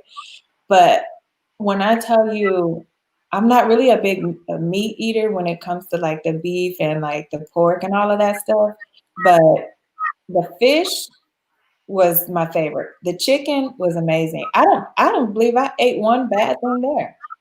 Oh, So I don't know. I can't tell you, your but I could have hands, did tilapia. you eat what did you do the experience of eating? That's what I want to do. I'm just waiting to get my hands. Oh yeah, of course. My kids were eating like that. Like, yeah, my kids used to be little. They used to take that ugali because that's what the Kenyans eat. They eat ugali there and Tanzania, and they dip their little hands in there and they grab their meat and they eat it. And it's normal. Like it's like why not? If you've never found yourself in a sticky situation whereby which I don't know. Sometimes I eat my yogurt out of the little cup, like just so I just you just have to respect people's cultures, and it's interesting to me. It's fun. It's different. And I like the change of scenery because I've been looking at this for so long here. But at the end of the day, when I retire, I want to retire in another country, having learned a new language. So that's cool. Well, Milton says we earlier when we were talking about marriage and having a beautiful we have been married 25 years. Oh, And yeah, so now congratulations. thank you. I know the fight is hard. It can be. It'll be 28 years of that we've been together this October. So we're just, living life. We're excited. Yeah. Milton says I need a DS11. So, yes. So, and we talked about that process for the DS11. So, and we appreciate you talking about that full process because we need to know what we need to, what we need to do so that we can get started and go ahead and printing out that form and filling it out and having bringing your life with you. Man, that was such great advice. Yeah, the DS11, you need that. You don't want to be turned away because then the process gets drawn out and all that jazz. Now, the passport. So is it good for 10 years, Milton? Yeah, the passport for the adults 16 and over is good for 10 years. And then the kids are 5. Okay. Yeah, and they're 5 for good reason, because there are so many things that can come into play when, let's say, mom and dad split, right? Well, if the passport is still active, where's this kid gonna go? They may call, you have an active passport for a child that's for 10 years. You're like, no. And then their features change. There are many different reasons. Their features change, custody changes, just so many things change in kids' life. And so, yeah, they'll have to, I assume that's why they did it, but those are my words anyway. So now, visa upon arrival. I know the Gambia and Banjul at the airport, you can do visa upon arrival.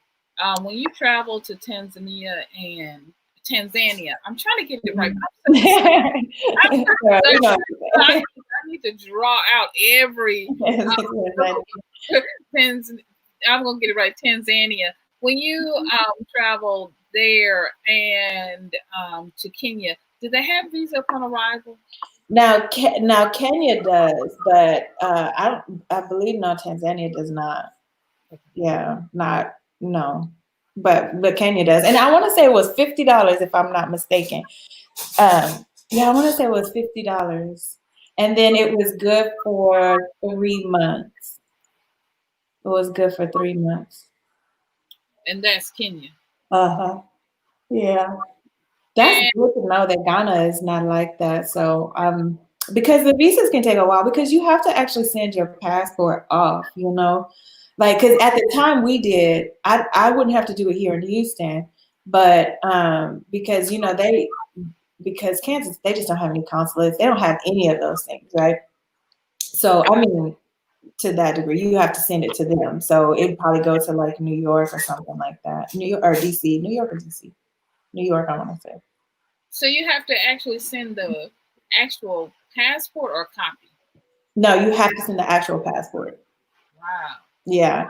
And that's the reason why it takes so long because, well, it can take long. You don't, you have to get that visa. Even if your visa, like, or your passport is expired, well, or about to expire, so long as it's active when you send it off for the visa, you got your visa, you know? Hmm. And there are other things that cause people to have more than two passports. It is possible. A lot of people don't know that. People, mainly because the people who are applying for them are just doing it for like, just traveling, leisure, or whatever.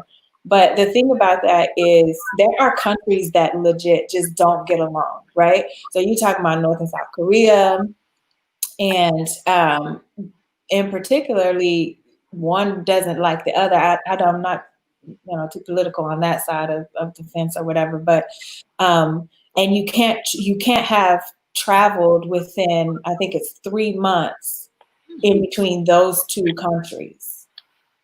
And maybe because again, there's some things behind the scenes, they don't get along. Maybe they're thinking somebody's transporting or moving stuff around. They just don't want you to, so you can have two different passports. Now, the validity on one or the other passports, there are temporary passports that are issued. One could be like a year. It could be 5 years on the second passport. It just depends. But you specifically have to write, like if you're applying for a U.S. passport and you want a second passport, you have to give a validated reason to why you want the second passport, right? Because they know, if you're traveling to some, countries, questionable countries, it doesn't mean it's Afghanistan or Pakistan or whatever, and then all of a sudden you're going somewhere else. And if they link it, it's like those countries, once they see that you've been to that country on your passport, they'll deny you entry if you give them the other passport. So, wow.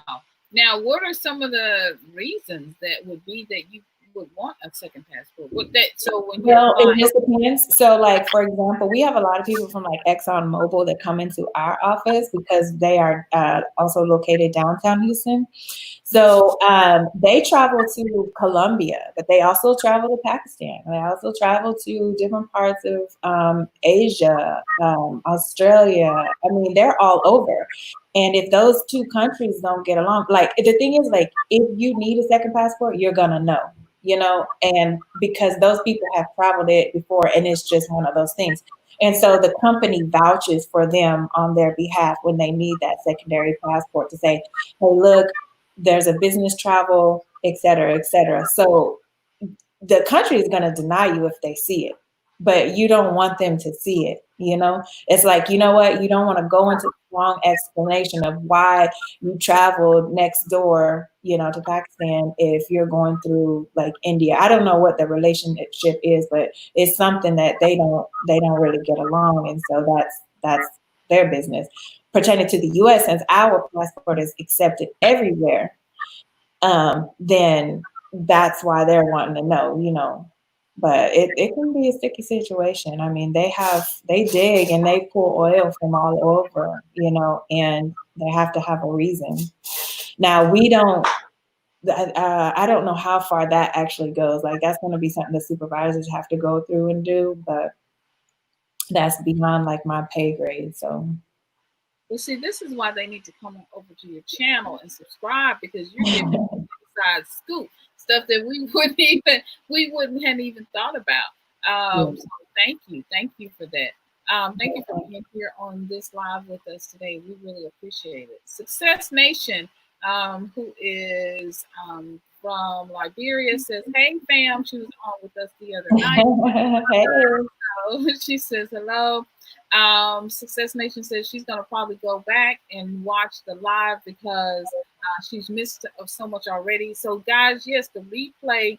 And our replays usually do really, really well because we know some people work on Saturdays or they're keeping kids or whatever they out having to get their groceries. So we know sometimes whatever day, whatever time we did one the other night. Sometimes it just may not be a convenient time for you at that time. Yeah. Replays usually do really, really well. So if you're on the replay and you're here for the replay, which this broadcast will be replayed once we end it, then thank you so much for joining us. We appreciate you so much. And yes, go back. And if you have questions, leave them in the comments below. And then we can answer them. I can either email them or Unexposed Experiences will check back. And we'll make sure you get your questions answered. Okay.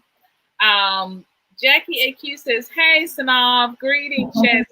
Thank you so much for joining us. Success Nation, thank you so much for joining us. We really appreciate you so much." Truly organic. Yeah, the Fly book says truly organic. Oh, we must have been talking about some food or something. The food. When we're talking about the food, Jackie's waving her hands. Talk about those avocados. Oh, an avocado. Let me tell you, the avocados. Oh my God. My husband, my father-in-law has a avocado, like, I don't know. It's a nice little piece of section. And the pit, like we were there in the off season, but the pit, I swear to you, was that big. The pit. I was like, oh, I gotta come back. We gotta come back in avocado season. Because that's life right there. Avocado. Oh man. Huh. The food. I've heard that food is totally different in Africa. It is, y'all. I cannot describe it. Like, I wish. I can't. I can't describe it. Like, it's really that good. You just gotta go dig your hand. This is why you gotta travel there. You gotta go and dig your hands into it. And they have incorporated so many Arabic seasonings in their food. And I actually have a ton here at the house. I have friends from all over because clearly I work with the passport agency, and I work with actually a lot of ladies from New Orleans, a lot of men from New Orleans, because after Hurricane Katrina, they came up and they transferred over to our office here. And so we're just like a whole big family. Actually, I'm going over to someone's house later. So it's like a small little situation, but what I was saying about the spices.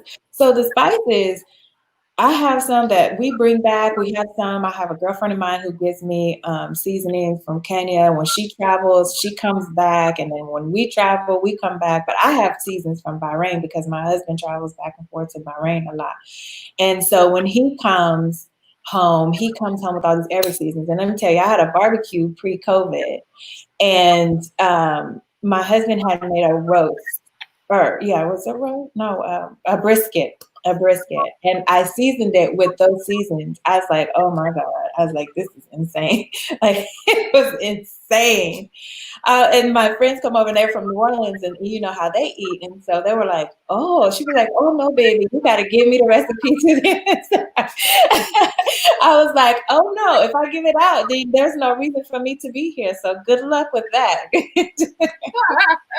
There's no reason for me. So it was amazing.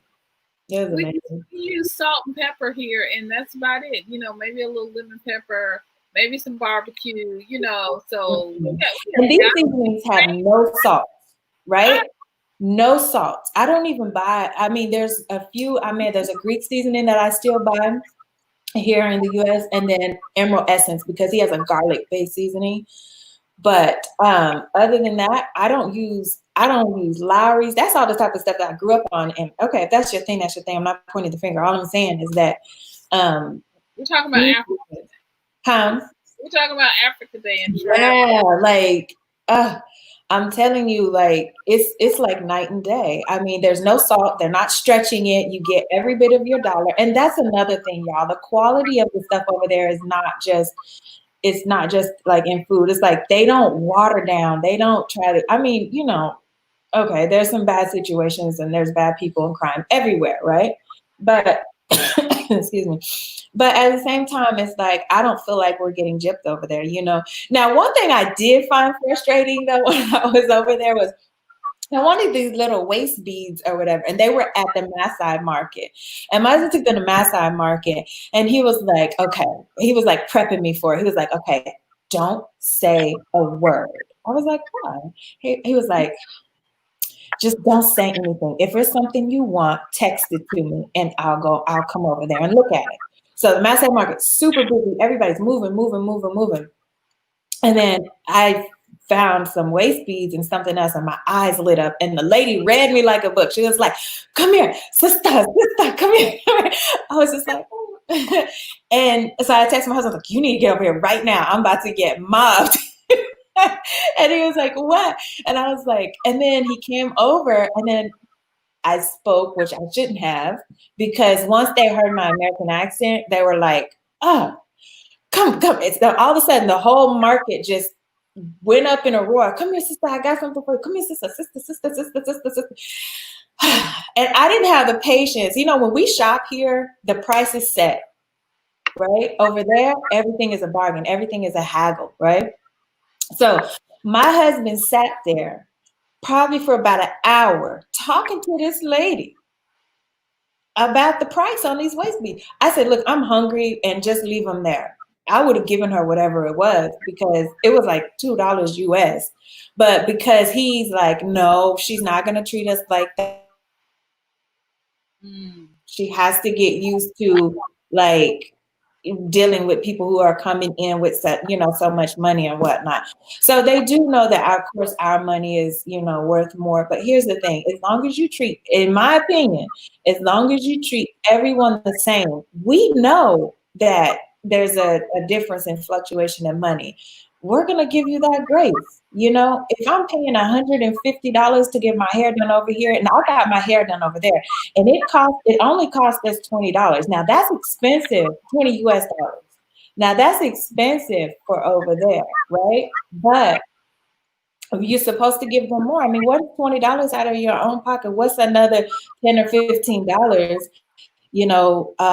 just to take care of them, just to say, okay, hey, we're having grace. I'm giving you this grace. I understand. But it was just different. But the mascot market was awesome. And in fact, there was a guy there selling ice cream, but he was so wrapped up. We bought it first and then he disappeared. I was like, I want another one because it was like the size of this pen. Because the cone was like, it was only like that big. And so when I got the ice cream, I was like, oh my God, this is a strawberry ice cream. Oh no, he needs to come back. So we had to go find him because there was no other ice cream vendors there. And it was a really good ice cream. But anyway, we ended up buying some small stuff, but it was a hassle once they found out, once they heard my accent, it was done. And I didn't even say it that loud.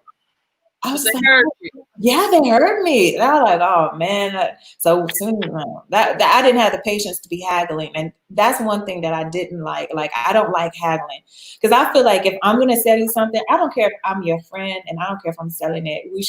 If it's a business, I'm going to give you what you ask for, because I already know what that's like. You just have to support your friend. So. Mm-hmm. Absolutely. Absolutely. Let's see. I want to make sure I didn't skip anybody. Let's see. Oh, be sure to come on. If you guys want to come on, you have questions, or you just want to come on and share, come on. You can come on in live with us and come in. But she's unexposed experiences is really She is amazing, and I Mhm. love that she's sharing such good information. Flybook says, I've heard that Tanzania borders are open for international travelers. Can you speak on that? Thank you. Yeah, they are. They're open right now. I don't remember when they opened. I want to say it's been pushing 2 weeks now. And like I said, it actually, if I look at my calendar, I want to say it was the day after I was supposed to leave initially.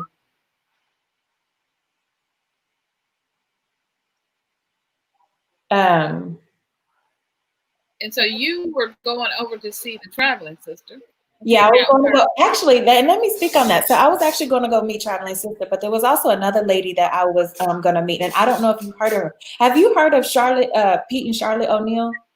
I haven't. I gotta check them No. out. Oh, you have to check them out. I mean, you have to. This is a big deal, okay? And I'm just gonna hype this up because I'm excited about it, and I just believe in what they're doing over there. So they are in not too far from Taking my notes, y'all. So okay. Pete and Charlotte O'Neill. O'Neill. Okay. O'Neill. O and then like apostrophe N-E, I think it's I-L, N-E-I-L. I am. Oh, Okay, got N-E-A-L, one of the two. So their story is so interesting. First of all, go find them on YouTube, and the name of their documentary, which was released on PBS.org. This was I What? want to say 10 years ago, right? But here's the thing. The name of the documentary is called Panther, like Black Panther, Panther in Exile. Huh. And so Pete and his wife, I'm just going to tell you their short version because I really want you to see the documentary. So Pete and his wife Charlotte.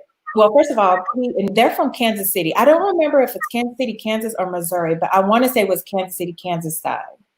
Okay. And so Pete, no, it was Missouri, Kansas City, Missouri, because Pete O'Neill started the Black Panther Party out of Kansas City, Missouri. He was heading that. Hold on just a second, my son. So, yeah, we're gonna be traveling. Are y'all, if you guys are traveling, put a thumbs up. If you guys are ready to travel to the homeland, back to the motherland, Oh to yeah, the hit that continent of thumbs up. Africa, put a thumbs up down in the comments. I want to see, and let me know what country you guys are traveling to, because we want to know. So put your thumbs up and let me know what country you want to travel to. So Yeah. unexposed experiences you were sharing with us about the Panther and Exile documentary, hmm and Yeah. Pete, So, oh, sorry, it kind of cut off. I'm sorry. Pete and Charlotte O'Neill. Yeah, Pete and Charlotte O'Neill. Somebody saying that they watched. She said, "Oh yes, I sure want to watch the couple of nails." Yeah. So he started Black Panther Party, and then he's actually good friends with this guy named Geronimo, who actually happens to be Tupac's, I think, his godfather at the time, or godfather, basically. Now, Pete got in trouble supposedly because he took a shotgun over the state border line, which was illegal back in the day, right? So him and his wife went on a run, and they ended up going to Algeria first, I believe, right? So it's just kind of crazy. It's anyway. He ended up leaving the U.S. because of that reason, and also because he threatened a senator. I think it's Senator Icar's life on an interview broadcasted, of course, all over the US, right? And so at that point, they had put a warrant out for his arrest. Now, his friend Geronimo actually got arrested on, I think it was different charges, but him and his wife actually got away. Now, even still to this day, there is a warrant out for him for threatening that senator. Are you kidding me? Like, that senator is dead. So he left and they fled to Algeria, and then they eventually ended up in Tanzania, where they extended the Black Panther Party when it comes to the community center. So they have built a community center that when they first named it, I want to say it was called the name of the center now is called the African American Community Alliance Center, but it was something to do with the Black Panther something before, I want to say it was. So a lot of people go over there and they get to stay there on, you know, on the site, and they're educating people on their property, their clothing, they're feeding these kids, and it's a community center. And to me, that means so much to me that that was just a part of just who he was. And they pulled it from the US and they opened up the community center. And they are just, you know, just such a great couple. His health is, I think he had a surgery not so long ago, because I follow them on Facebook. She has a Facebook and he has one, but she's more active than he.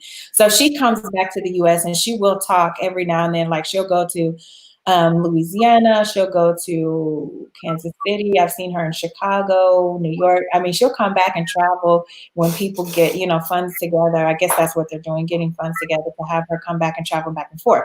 Now, I had told Traveling Sister about her. I was like, hey, you need to go see this lady because she's not far from you. And next thing I know, boom, she had an interview. So you have to go check out that interview. So she did an interview with Charlotte O'Neill on her channel, maybe 3 or 4 shows ago. And it's pretty awesome. Like, you have to see it. But one thing that resonated with me when I watched it the first time, it was because we had been married for a little bit, and Pete made a statement, and I hope nobody takes this the wrong way, but he says that if they had given him the opportunity to come back to the US today and say, hey, I clear everything, they don't want, you know, no bad blood between each other. And he said that he probably wouldn't, you know, he probably wouldn't go and he wouldn't move back. And he said that he basically, in so many ways, and I'm paraphrasing, basically just saying that he feels like he can't relate a whole lot after being, because he traveled over there when he was younger, right? So he threw himself into another culture at the age of like, well, 30. Charlotte is actually much younger than him. So she was actually like, I want to say 23, and he must have been like 33 or something like that. I know maybe there's like 10 years. He just said life is just different. He said he had to find his patience when he moved there, because there was a situation where some guy tried to, you know, jip him and take advantage of the situation or whatever business deal was going on. And he ended up chasing the guy with a panga, which is like a big knife.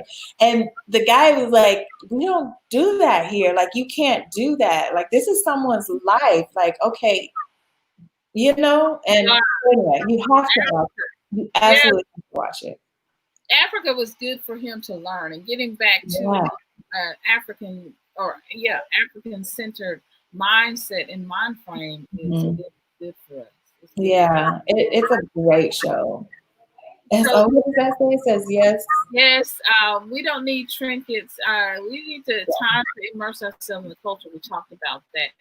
Success Nation is in the background in the room. She's waiting to come on. So we're going to bring her on in just a few seconds.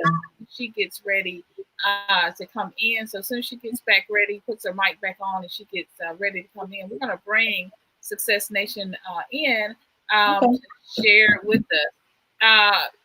Flybook says, are the Kenyan borders open now? I don't believe so. And in fact, you know what? I can ask a friend really quick while we're on. Okay. Milton said, while she's looking for that, she's asking, we're going to go through these comments.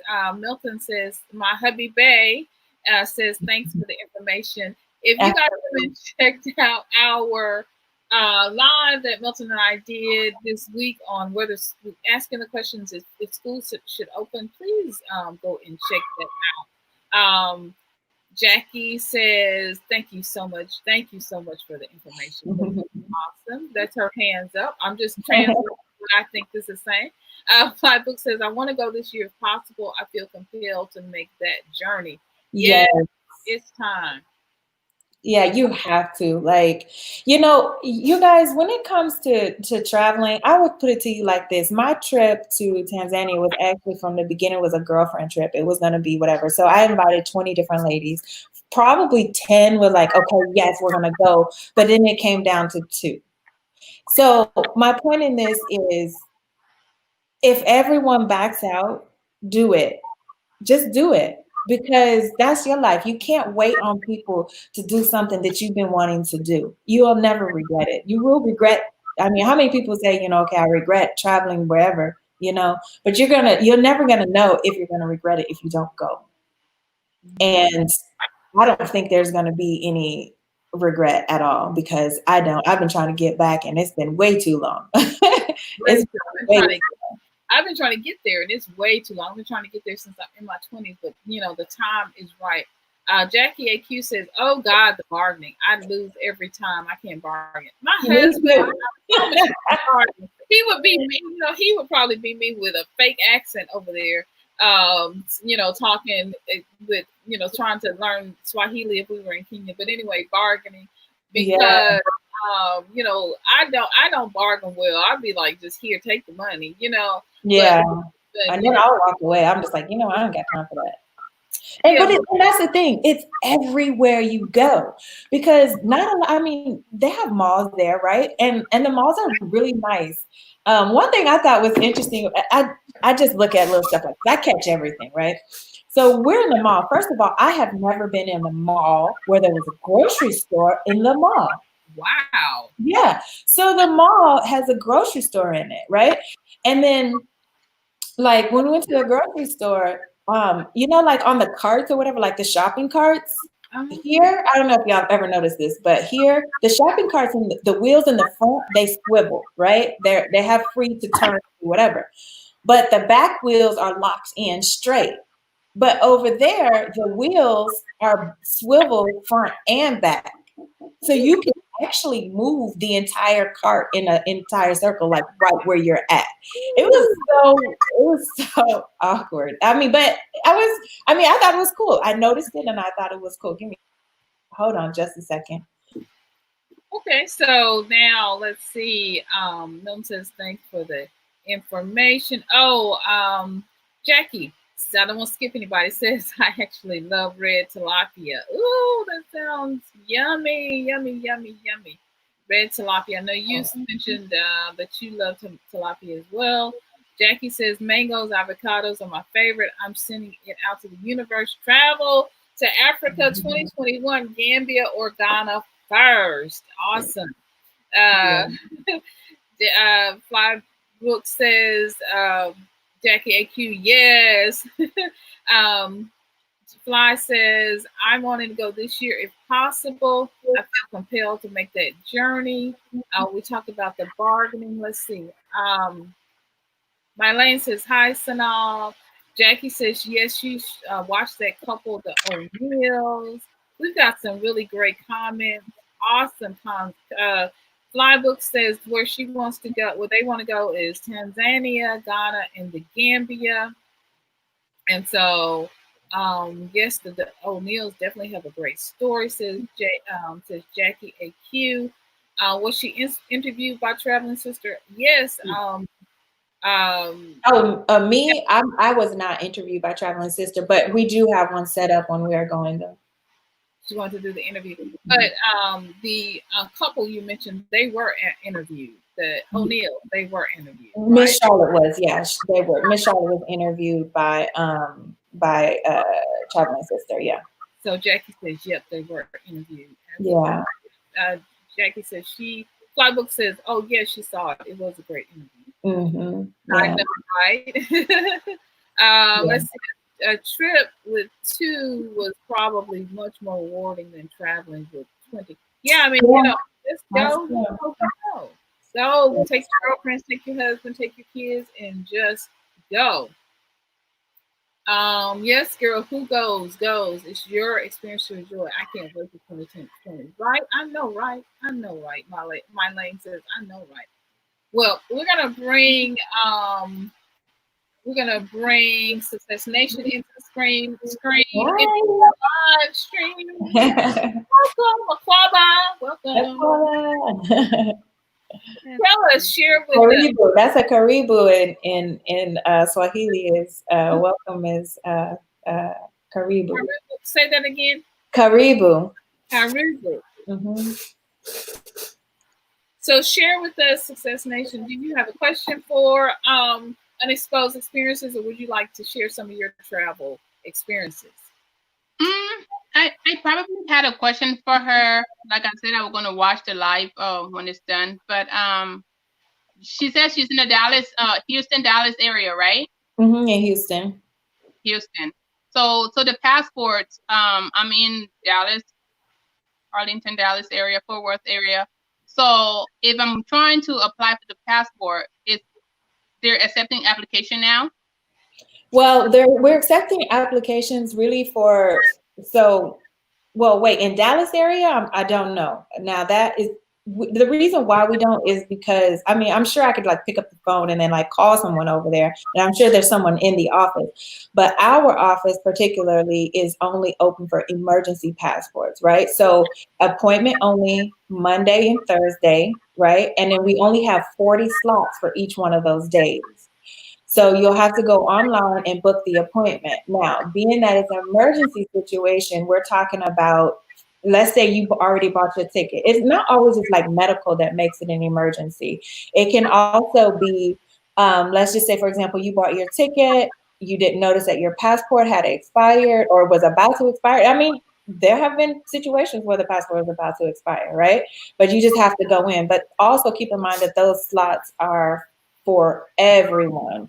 And in Houston alone, I mean, our population just in, I mean, Houston and the surrounding areas, I mean, we are the third largest city. So 40 appointments, 80 a week, you gotta, just make sure that you get in. But it's not just life or death situations, it's also that type of emergency as well. So wedding wouldn't be qualified as an emergency? Oh, yeah. That can be an emergency, absolutely. You just have to prove your emergency, right? So if you're having a wedding, let's say in Puerto Rico or something like. Matter of fact, I'm like, do you even need a passport to go to Puerto Rico? I don't think so. No, yeah. So are you going to Liberia? Where's your wedding? Maybe that'll help. Huh? Are you going to Liberia for a wedding? No, I'm just asking. Just in case I need to make one up and try to, set it up or whatever the case.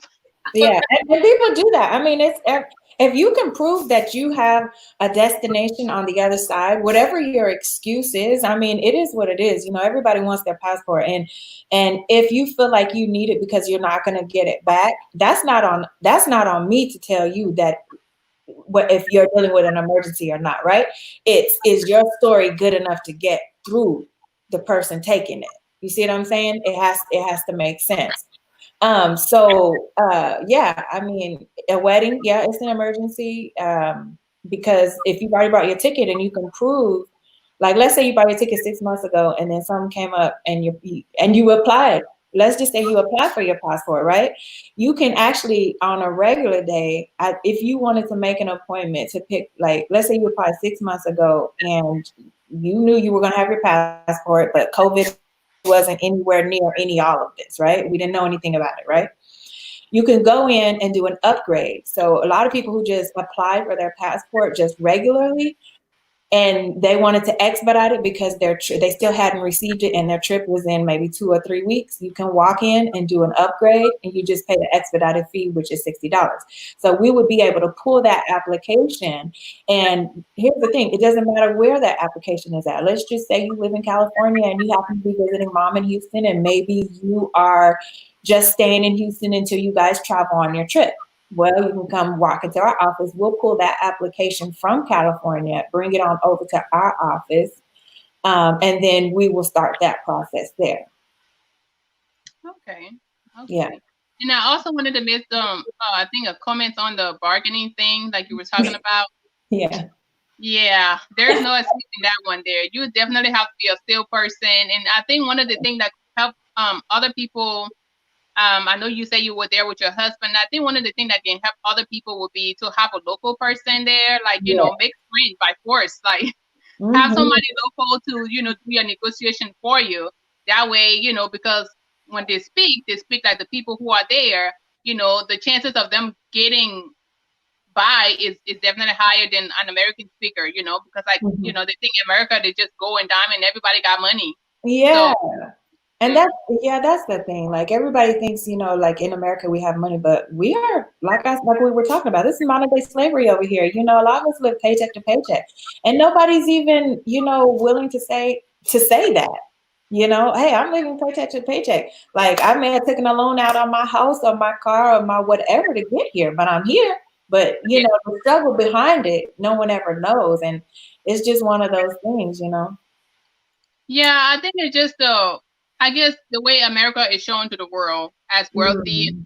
so therefore everybody think everybody is wealthy here. So like you said, many people are here living paycheck to paycheck, myself included, right? But Yeah. so if I'm saving money to get to Africa, like you say, it's gonna be a sacrifice. It's gonna have to be a Yeah. really sacrifice. And then most of us who have family there, I have never went since I've been here.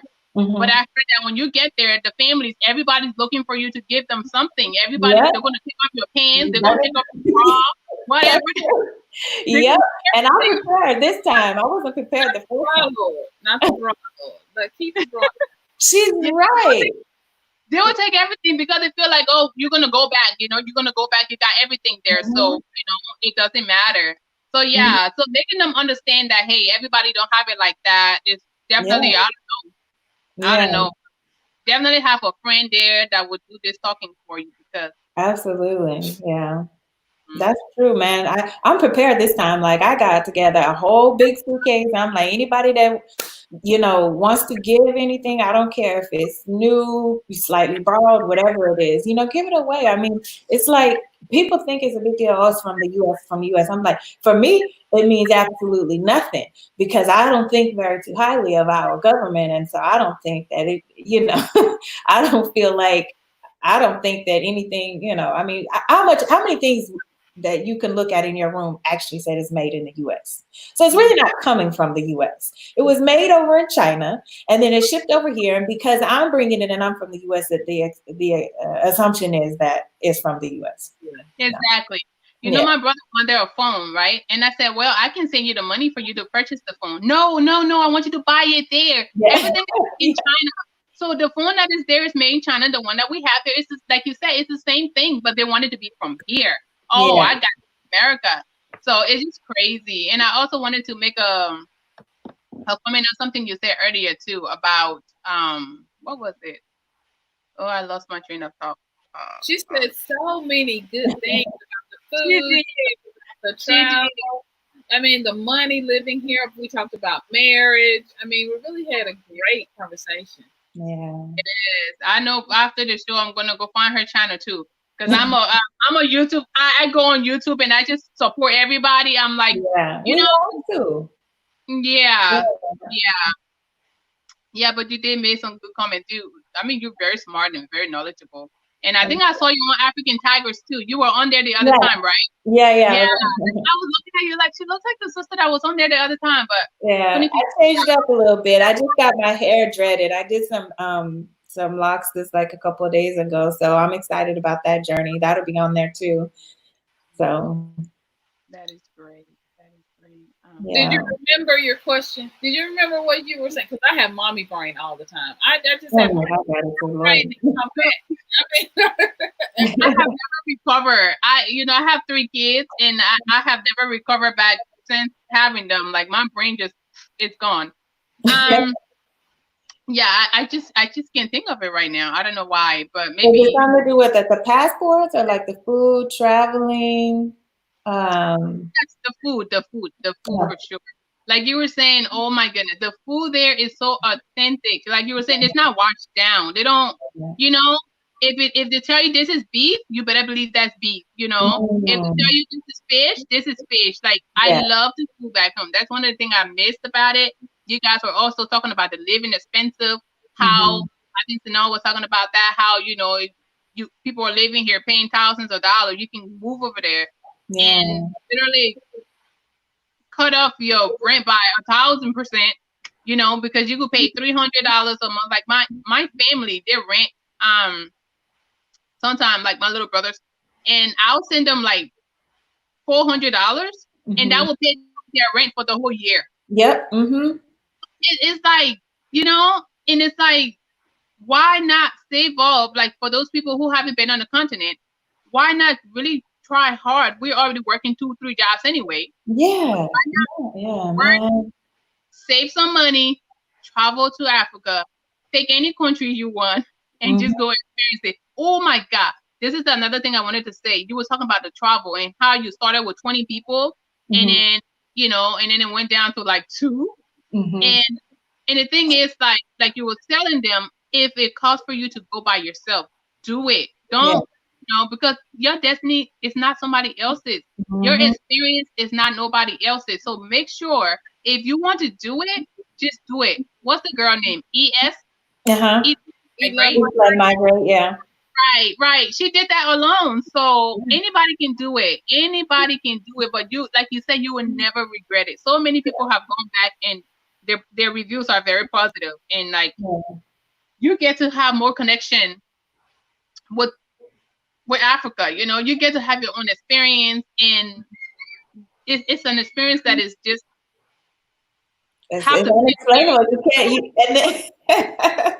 It is. It's unexplainable. I've always said when people ask me about it, because I watch YouTube a lot when I'm at work too. They know, but they don't know, because it doesn't take much to do what we do anyway. So I said, they're like, "What are you watching, Star? What are you watching?" I'm just like, hey, they're like, "What? What are you watching again? Something? What country are you in today?" I'm like, "Let me tell you something. Viva la Africa, man. There's no place like it." That's all I can say. That explains everything. Anything you want is there. And one of the things too is, while we're sitting here, the Chinese are over there. The whites are over there, and they're living on the beaches. Okay, they're living their best life. Yeah. And we're sitting here in a system that doesn't like us. So I don't understand it. I tell my people all the time, like, we gotta go back home, and they look at me like I'm crazy. Why you want to go back? Why you want to go back? Because why wouldn't you want to go back? We came here to hustle. Okay, we came here to hustle for most of us who wasn't born here, and the hustle is getting harder here. So it's best for us to go back. Oh, as I'm talking and I keep on remembering what you said something earlier. I'm sorry. You said when you move back, you also want to give to the community. You just don't want to come and it be all about you. And that is very, very important. I'm so sorry. I just switched topics so fast. No, it's okay. I think it's so important that everybody realize that you want to go and you want to build for yourself, but you want to establish businesses that you can be able to help the locals over there. I heard somebody said that it's going to take the diasporans to save the African, and that's sad. I don't think it's even sad, but because I think it's true. Because what you know and what you know, they don't know. What I know, they don't know. So they are still asleep over there. Why everybody is awoke over here? Some of them are awoke like African tigers, but they're still asleep. They need somebody to go over there and help them to save their land from the Chinese. They need somebody to go over there and save their land from the Europeans. They need somebody to go over there and save them from the Lebanese. Everybody else, the Arabs, everybody is over there digging for gold, diamond, copper, whatever they're all taking. And the people are just sitting there like, it's like they don't know. Do you not see what these people are doing? Why are we living in such a poverty and these people come over here and they're able to accomplish so much, and we're just sitting there because they need a rescue or they need Jesus, and that Jesus is going to be the diaspora coming to help them. But see, and then the thing is, I don't mean to cut you off, but the thing is, look at as African Americans and where our men and our ladies are in the culture, and so if you think about that, we have, first of all, Black females are the highest educated amongst everyone anyway, right? And then we have what we're trying to create, like a structure. So like we go over there, what are we bringing? I even told my kids, I said, one of y'all needs to get into engineering, because you can buy the land, but to me, we pay over 75% of our income, right? We're talking about 80% of our income here in the US to just our house, right? So we have to be able to get ahead of the struggle, right? By doing it. So, and when we said, when I say get ahead of it, I'm actually meaning get behind it, right? Because if we do everything, that's just like your mortgage. If you pay your mortgage on time every month, right? You're chipping away at your 30 years. But if you get behind your mortgage and hit it from the back, you're taking off the interest that they get. Because at the end of 30 years, you're going to have paid them $80,000 in interest. That's another house. I don't want to do that. My money ain't free to me, and it's not going to be free to you. So what I'm saying is we have to be able, when we go over there, and thank God for Obama, you know, this is a side subject just a little bit, but everybody says, what did Obama do for Black folks? Well, let me tell you something. What foundation did Obama have to deal with, right? You got, you know, the LGBT community. Yeah, he did a lot. He put some females in there in office, you know, Supreme Court. But here's the thing. They already had a foundation, right? Where's our foundation? Just as regular Joe African-American people, Black folks in the US, right? I don't care what your nationality is. I don't care if you're from Cuba. I don't care, you know what I'm saying? Wherever you're from, Jamaica, wherever, right? What did he have to actually start with? He gave us education ever since he was in office from the beginning. Now we're dealing with, not dealing with, but we're seeing the incline of being African Americans being educated. That's where our foundation is. I feel that we should all be educated, period. I mean, there's a side conversation we can have off the line, because I feel like if I say something like this, you know, somebody might get ahead of it. But I don't, you know what I'm saying? I do understand. Well, first, let me just thank Success Nation for being so awesome and coming on the chat, coming on this live with us. And if you guys are out there, you have questions, please, because we're going to get ready to wrap up soon. Do y'all realize, look, we've been having such a good time. It's been 2.5 hours. Do y'all, I mean, Lord Jesus. So if you want to come in live, you better come on in this house. Come on in this house and hurry up, because, you know, because she is giving some good information. But first, I want to thank Success Nation for coming on. Success Nation, please, if anyone would like to be a guest and has some great information to share, or just wants to talk about repatriating, please email me. Success Nation, please email me, because you and I need to chat. Email me. I'm going to put my email address already in the about section, but I'm also going to put it in this description. So please email me. It's beautiful@synolve.com. Beautiful@synolve.com. So please email me, because we need to get together. I got some stuff for you. So thank you, sis, for joining us. And I'm going to see you again real soon. Okay? Thank you so much. Blessings to you. Look, this is my son. He said, can I hop on, Mom? Put your hand over here. This is going to be one that I interview. I told him he needed to put a shirt on. Hello, where's it at? Right here. Oh, hello. Hey, what's your name? Alexander. My daughter's name is Alexandria. My daughter's name is Alexandria. My dad's name was Alexander. That's live. Sorry, he didn't have a shirt. I don't want him on here. You know, in Africa, you know how we do. They don't wear shirts. And my son is 20. My son is 22. He's probably running around here with a shirt off right now. Yeah, he's like, what are you doing? That's so sweet. He's awesome. I want to get back to this Obama issue, because let me get back on there right quick. Let me tell y'all something. If healthcare was not for Black America, if he didn't do anything for you, who was healthcare for? Because it's us in large numbers who do not have healthcare. Yeah. If the whole issue when he and Eric Holder tackled the jail system and how unfair the system of privatized jails and being incarcerated, when he started tackling that and tackling the issues of the sentencing for African Americans, the sentencing that you get an ounce of coke and you in jail for your life. If that wasn't for Black America, who was it for?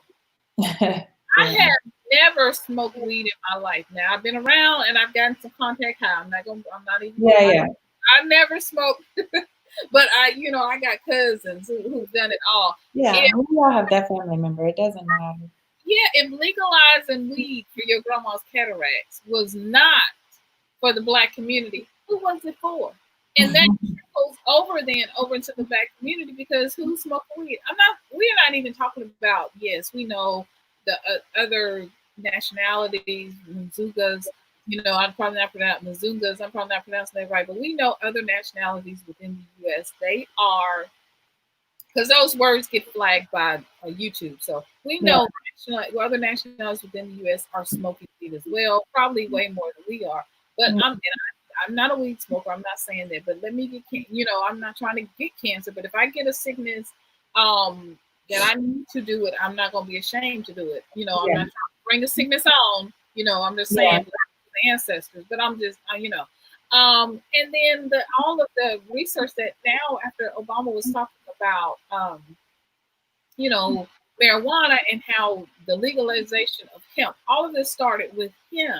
And so in gardening, so a lot of people who were never even gardening when Miss Obama was having the garden at the White House, look, this is for you, for us to get our health back into the channel. So, back into order. So the people who say Obama didn't do anything, okay, he had sense enough maybe not to call your name and say, because he knew he would get a lot of resistance. He had sense enough how to frame it. And we have to learn how to speak on code. We have got to learn code. And we don't know black code when we hear it. We don't understand this is for you when it's being done. But we have got to learn to move in secret and not just put everything out there in the open.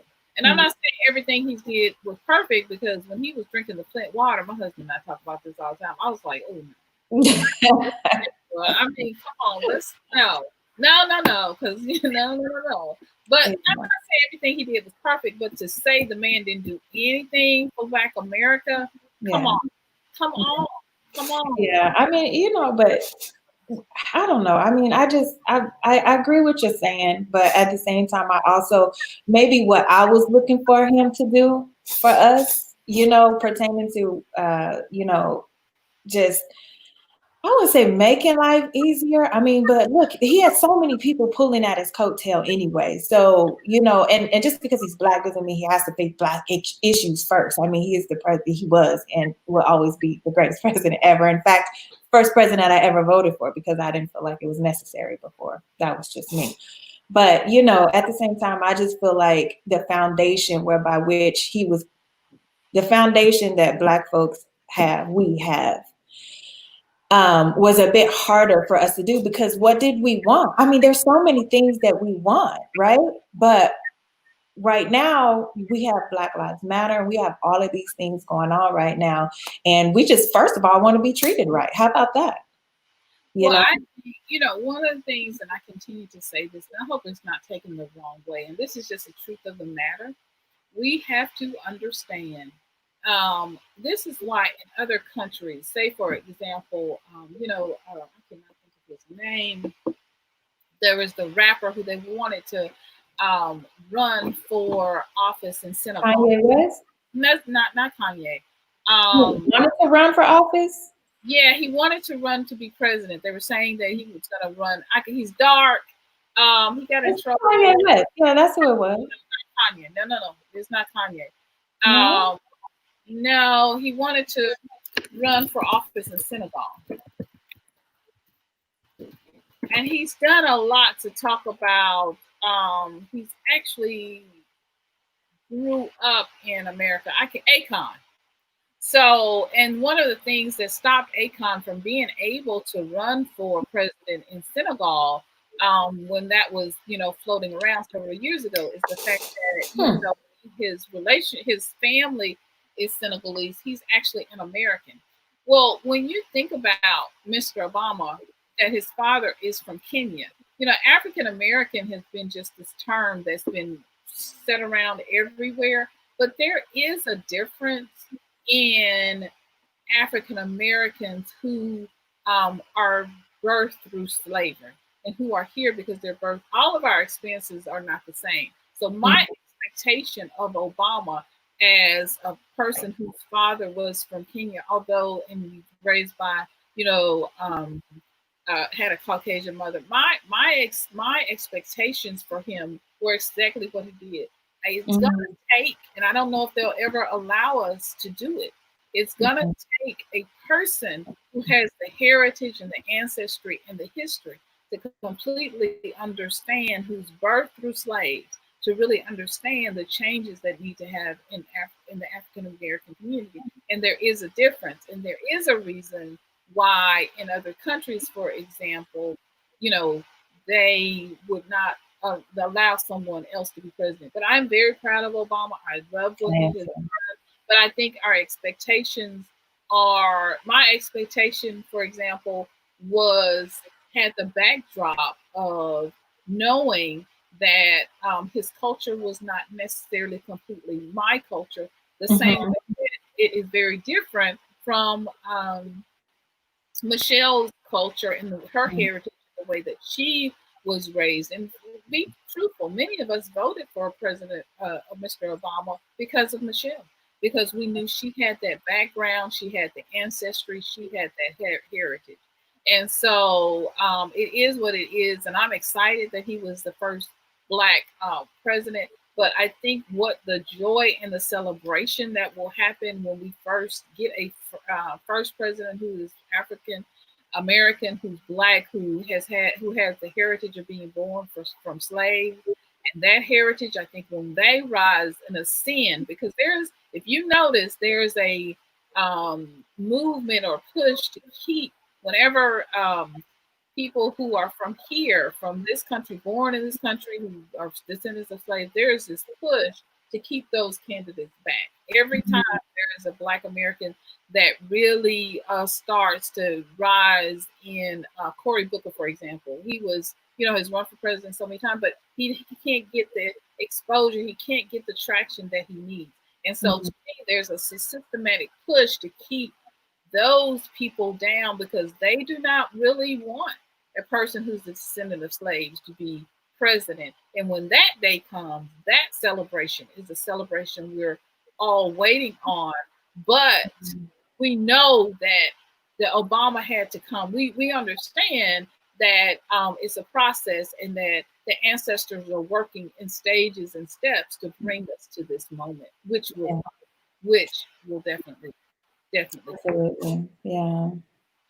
So let's see. She says, let's get through the comments. The information is given is so appreciated. Yes, it is. We are so grateful.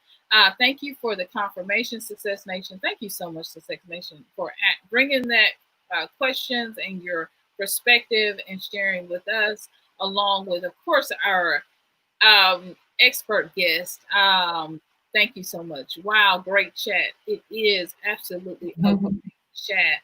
Hi, Alexander. I'm subbing to you, Unexposed Experiences. Oh, thank you.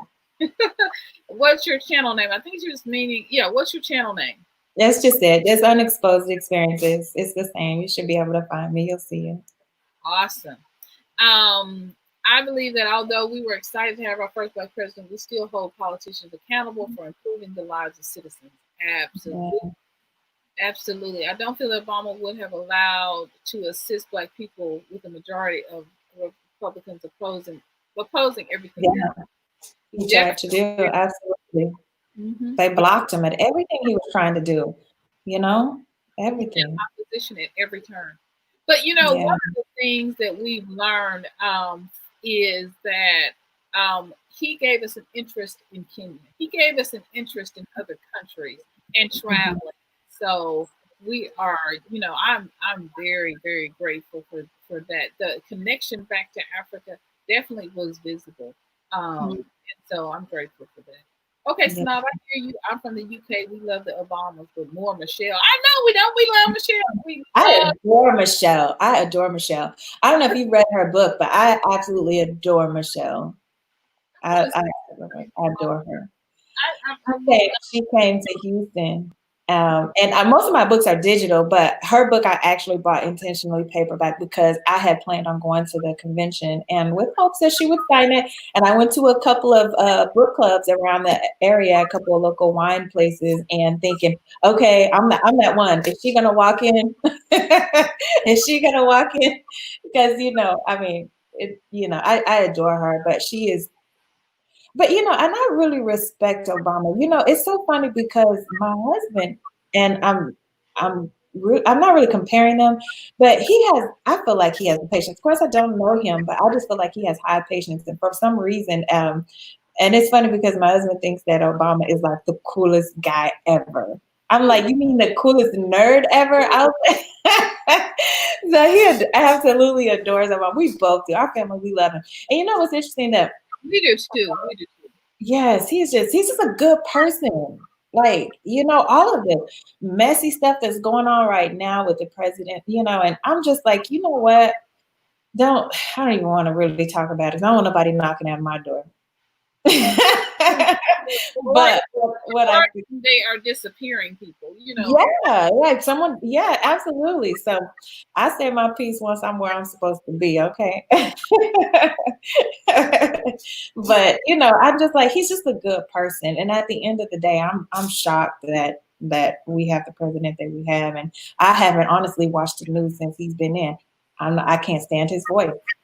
It's hard. It's hard. It's Yeah. hard. You don't watch. Yeah. But it is what it is. I call him the chief of all chiefs, trying to be chief because I mean, he wants to be, and I just have a hard time even saying his name. So I feel you on that.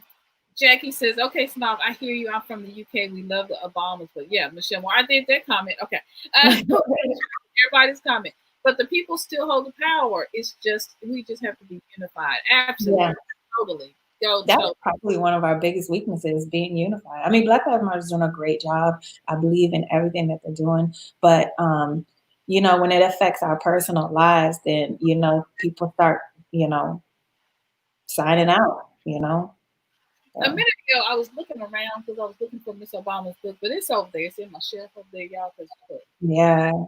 It's actually my daughter's book. So, yeah. So it was really amazing. You read it yet?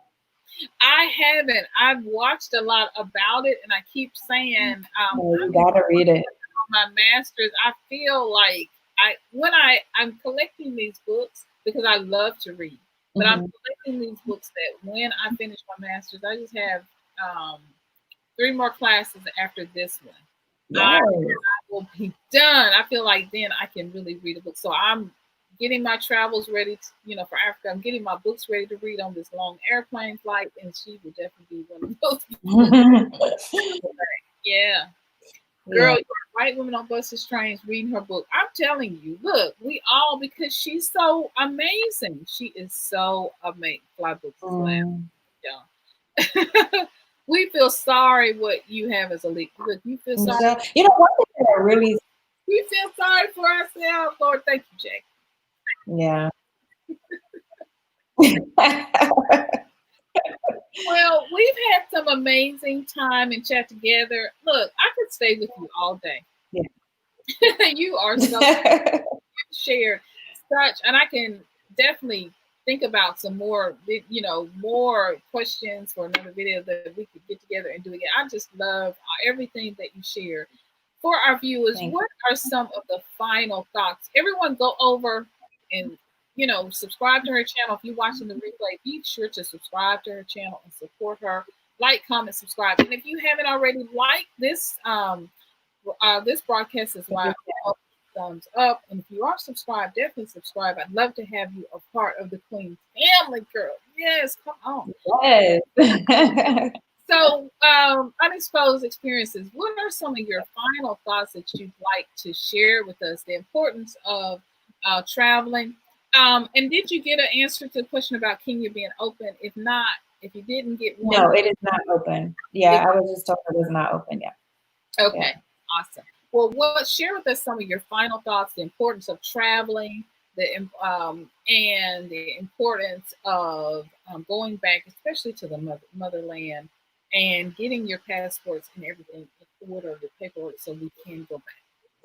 Yeah, it's important to have your passport anyway, guys. Just have it, because the thing is, if something happens and you lose, your house catch on fire, hurricane come through, somebody came in and stole it, it doesn't even matter. You know, it's important to even just file and have this document. And the reason being is because it's the only document that can replace everything that you lose. Because if you come into the office and say, I've lost my life, here's your face. We have a picture of you. We have everything that you had given to the office, and we can replace it for it's $150 for a file fee. Let me just throw that out there, right? But it can be replaced.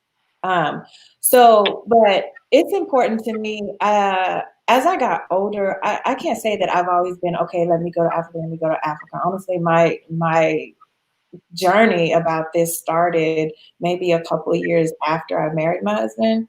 But what I can say, it's just important to travel, one, because our world is not the only world that matters. We have to educate ourselves of other people's cultures, because even though we are a subculture within this big, big world, it's important to know other people, because if not, then we're not, I don't know how to say what I want to say. It's like, it's just important.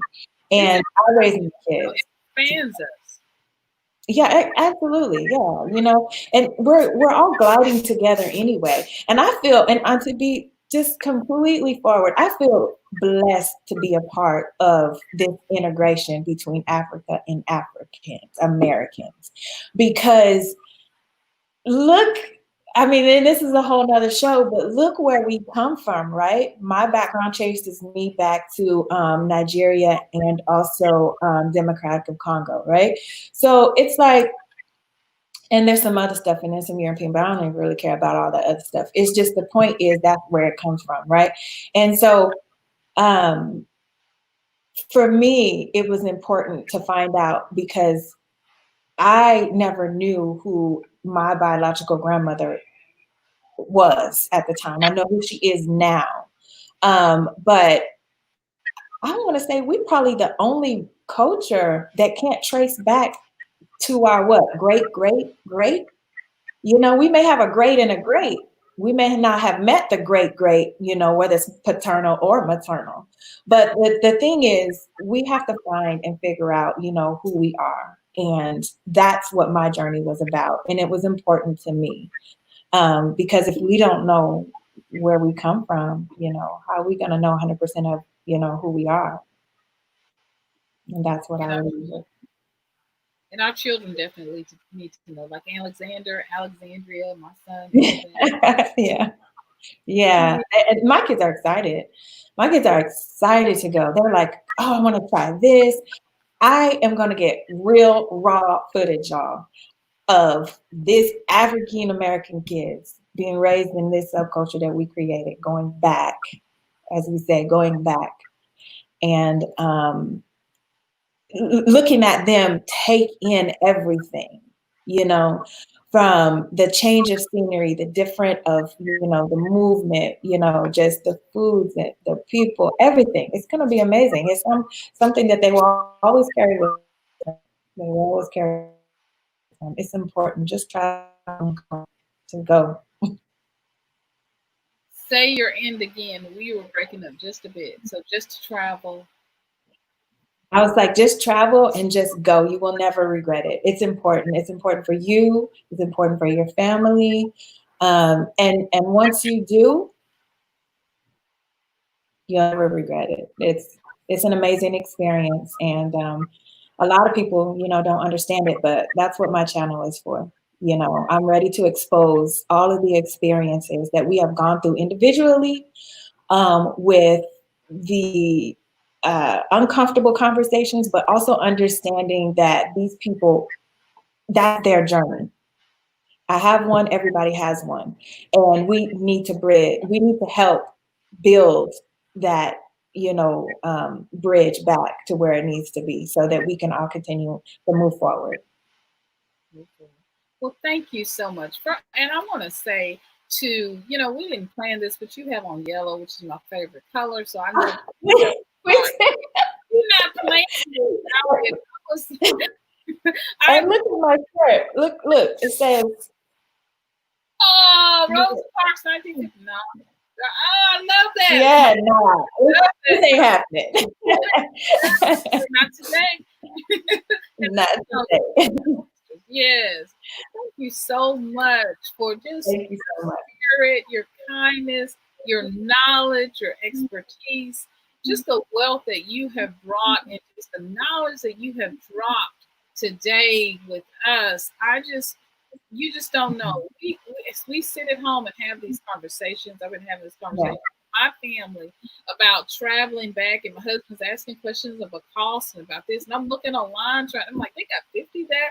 50 now forms. I don't know if I go to the UPS. I don't know if I should go. I don't know what to, I'm just trying to figure this out at home. And I know a lot of us are trying to figure this out. So for you, when I saw you with the African tigress, and I was like, oh, I gotta have her on.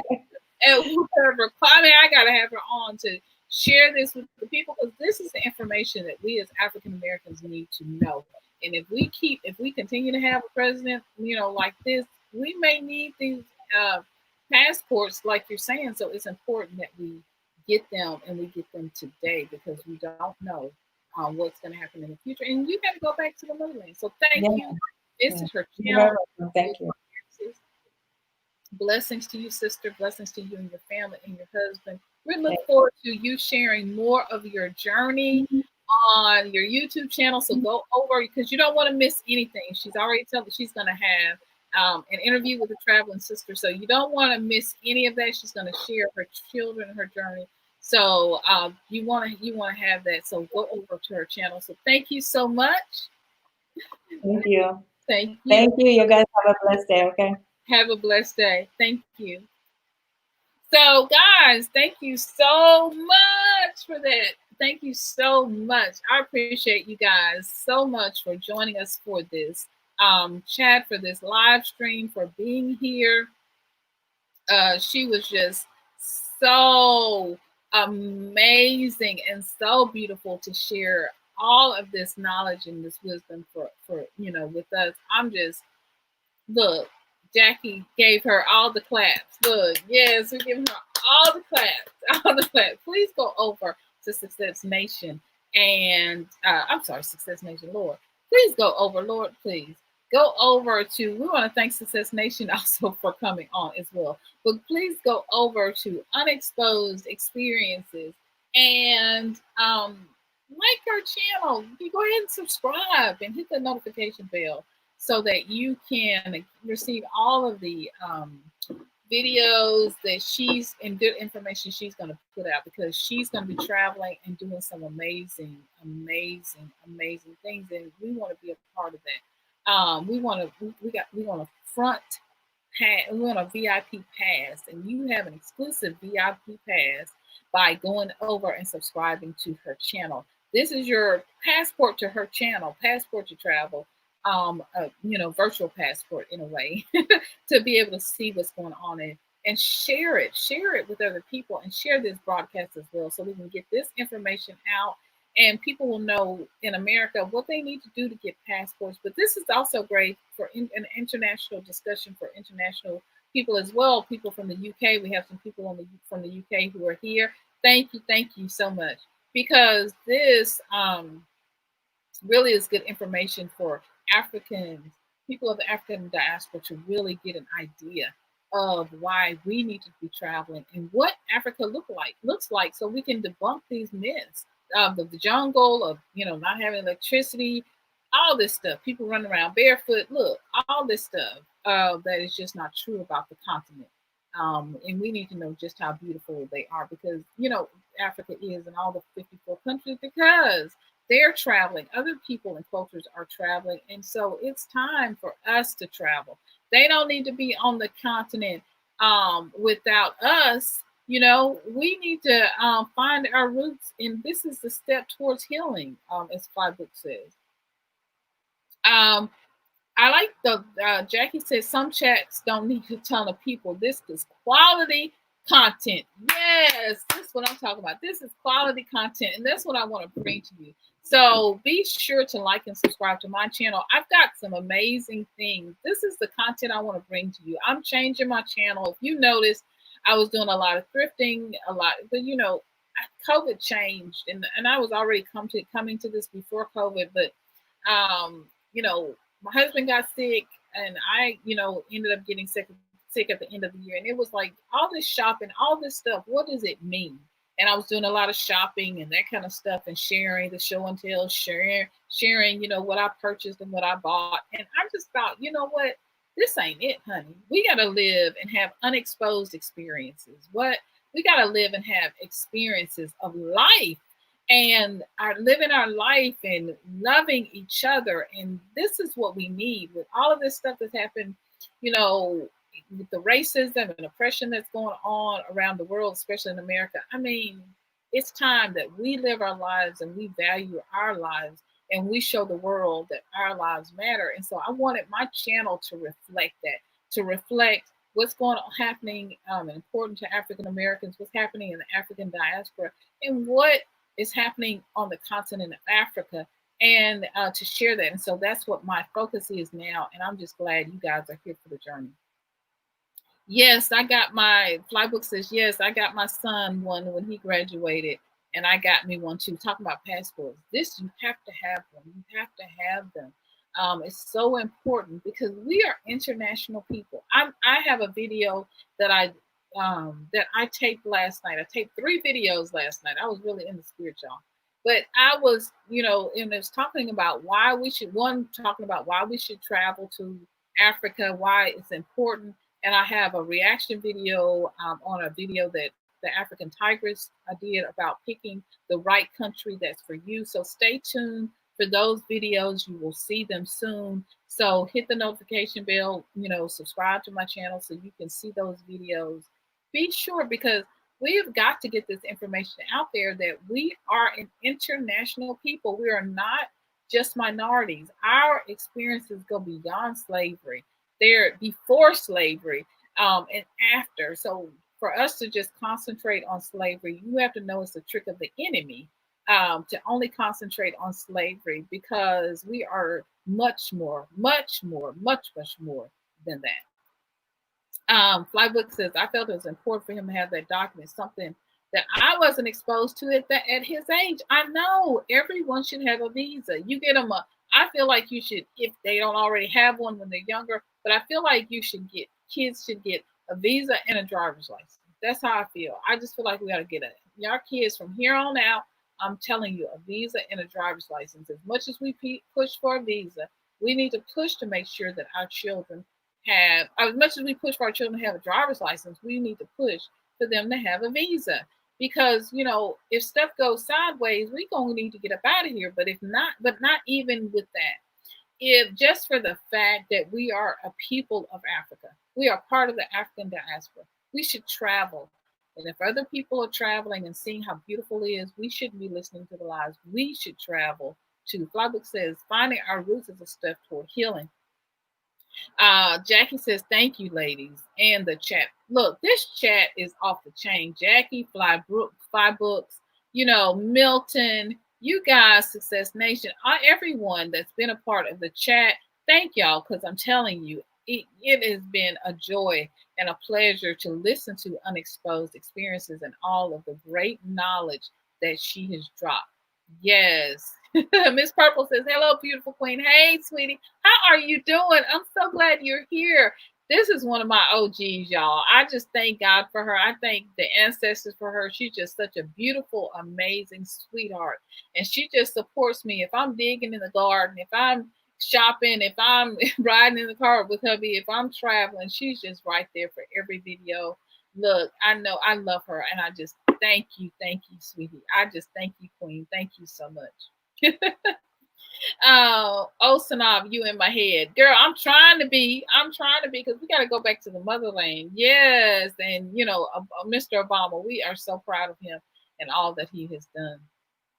Flybooks, in the UK, having a passport is almost as important as having a birth certificate. It is mandatory. and it should be mandatory here. I think part of the problem, you know, and I talk about this with my husband before, is that because of slavery, there's been a number done on us in America about travel. Some of us have not even traveled outside of our own city. Some of us, I live in the suburbs outside of Memphis. There are people who have not even traveled outside of Memphis to know even the suburb, which is my suburb is about 15 minutes or so away. They haven't even traveled outside of Memphis to even know where I am. And so, but because enslaved people from Africa, when they ran, they were legs were chopped off, they were beaten, they were whipped. And so now all of that psychological damage is in us and it's all in our brains. And so now we won't travel. We won't even travel to the next state. Some of us don't even have you know, we haven't even been to and can't even name 10 states in the United States. And so psychologically, this is why we're doing shows like this, because now psychologically we can begin to move out of the damage that has been done to us because of slavery. And now we can reclaim our heritage and our ancestry, and we can get those passports, we can get our visas, we can do what we need to do because we're minorities, yet maybe in this country, but we are not minorities in the world. And so we need to step onto the world stage and know who we are in the world. And your passport is your ticket to the world, and we need to have those. Miss Purple says, I'm wonderful, Queen. Girl, you are looking fabulous, honey. Yes. Thank you. Look, OG, look, are you with me? I love you. I love you so much, Queen. I truly do. I thank God for you. Whenever I see your face and you leave a comment, I just really thank God for you. I'm so grateful for you. And I'm grateful to each of you, Fly Books and Jackie. I'm just grateful that y'all showed up and y'all here, that y'all, when the ancestors call, I put out the call to the ancestors, you all showed up so you could support Unexposed Experiences. And I am so grateful for that. Miss Purple says, I got to get a passport. Yes, baby. You and me both. We're going to get this passport and we're going to travel, honey. Yes, we are going to travel. Yes. Stat, Jason. Jackie AQ says, Flybook stat. We're going to get this passport. We're going to get these and break these chains. We're going to break these chains, as it should be in the U.S., Jackie. Breaking the chains of limited thinking. Yes, that's what I'm talking about. Breaking these chains. We got to break these chains off of us so that we can get to the promised land. You know, I mean, we got to get to Zion. Do y'all know Zion, the mountains in Tanzania, that in some of the, you know, they call it, then instead of Kilimanjaro, they call it Zion. I learned that from watching the Traveling Sister. So go out and check out her channel as well. Go out and check out African Tigress. There's so many people. Dr. Saraki Mumbi, Mumbi Saraki, go out and check her out. Wodemaya, Wodemaya. Check them out because there's so many people that are doing great things and travel on the continent. And, you know, I'm all about, you know me, I'm all about this, living this kumbaya moment. We're in this together. We're here to make, it's no little big eyes and little U's. We're all in this together. We're a family, and I'm trying to get this information out, just not for myself, but for the whole entire African diaspora, the family, so we can rise and get these passports, honey, and get us houses in Africa, get us land in Africa, so we can get out from under this limited thinking. Yes.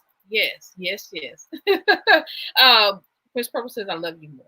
Oh, you just sweet. All right, y'all, look, we gonna get off this. Look, I know, right? We gonna get off this. We gonna get off this, honey, and we gonna get onto the motherland and see all of the beauty, the oceans, the beaches, honey.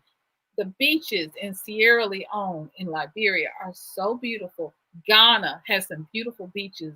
There are beautiful beaches in the Gambia. I mean, not just that, there's beautiful wildlife and beautiful, there are in Tanzania, for example, there's fruit everywhere, but all throughout Africa, every fruit that you can name, every tree you can name, guava, I mean, you know, sugarcane to avocados. I mean, almonds and what's my favorite? Cashews. Look, it's all on the continent, and it's just free. I mean, it's just free. You just arrived. I was watching Blaxit, Blaxit. I was watching the YouTube channel. She just got out and found some moringa that was just on the side of the street. Look, and we sitting here paying for every single thing we have to do. But you know, America used to be like that. When I grew up in Mississippi, you could grow and you could see pear trees, peaches, all kinds of trees. But now, because of all of the buildings that they're building, they'll tear down every tree to build an apartment complex. And so, yes, America may be more industrialized, but at what cost? What has it cost us? And what is the cost to us in terms of our health, in terms of the taxes that we pay, in terms of the house notes amount that we pay? What is the cost been to us? And now we go out, and it's convenient to go out and get a frozen dinner, a microwavable dinner from the grocery store. But the fresh fruits of Africa, look, there are things, the amount of sun that you get, look, there are things, mangoes and avocados, there are things that our bodies just need. And this is why we're, dying of high blood pressure and diabetes, all of these things. Getting out and walking and getting out into the world is what we need, and eating those fresh fruits and getting off the salt. They push salt so much, getting off of that. This is what we need. And we need to get back to the continent so we can get healed, so we can get ready, and so we can lose this weight. You heard the sister Unexposed Experiences talk about she lost weight when she got there, even though she was eating all the time, but she was eating healthy and not this processed stuff and these meats that have injected dyes in them to make them look cute. So when you go to the grocery store, you buy. Look, y'all, I'm preaching now. So now check out. Look, honey, living my best life from Ghana. I am gonna have them on my show. I'm gonna have her on my show. She's coming on my show. She is from Memphis. This couple is from Memphis. I get too excited. Look, the reason I am doing this StreamYard right now is because of living my best life in Ghana. They are so sweet. They shared with me what to do, what I needed to get the software, to be able to go live. She and I had a conversation. Honey, I get too excited when I talk about living my best life in Ghana because I love them, honey. I'm trying to get to Ghana, and it's just one of my bucket list places. Remember, my husband loves Ghana too. I tell him he's Igbo. I tell him he's from the Igbo tribe because he has so many similarities. But yeah, we got to get to Ghana. I got to take my DNA test so I can know what country I came from. But yes, I love them. I love them. I love them. I love them. I love them, so, honey. I love them so much. I love that couple. So go subscribe to them. Living my best life in Ghana. Go find that channel, honey. And Jackie AQ, thank you so much. Subscribe to them. Yes, I love them so much. Yes, this time, Miss Purple says, for me to live and explore. This is the time. Oh, I'm sorry, y'all. I get so excited. But yeah, this is the time to explore life. We are, I want young people to go to, and I want them to go. But honey, for those of us who are 30 and over, 40 and over, 50, raise your hand and over, it's time for us to go.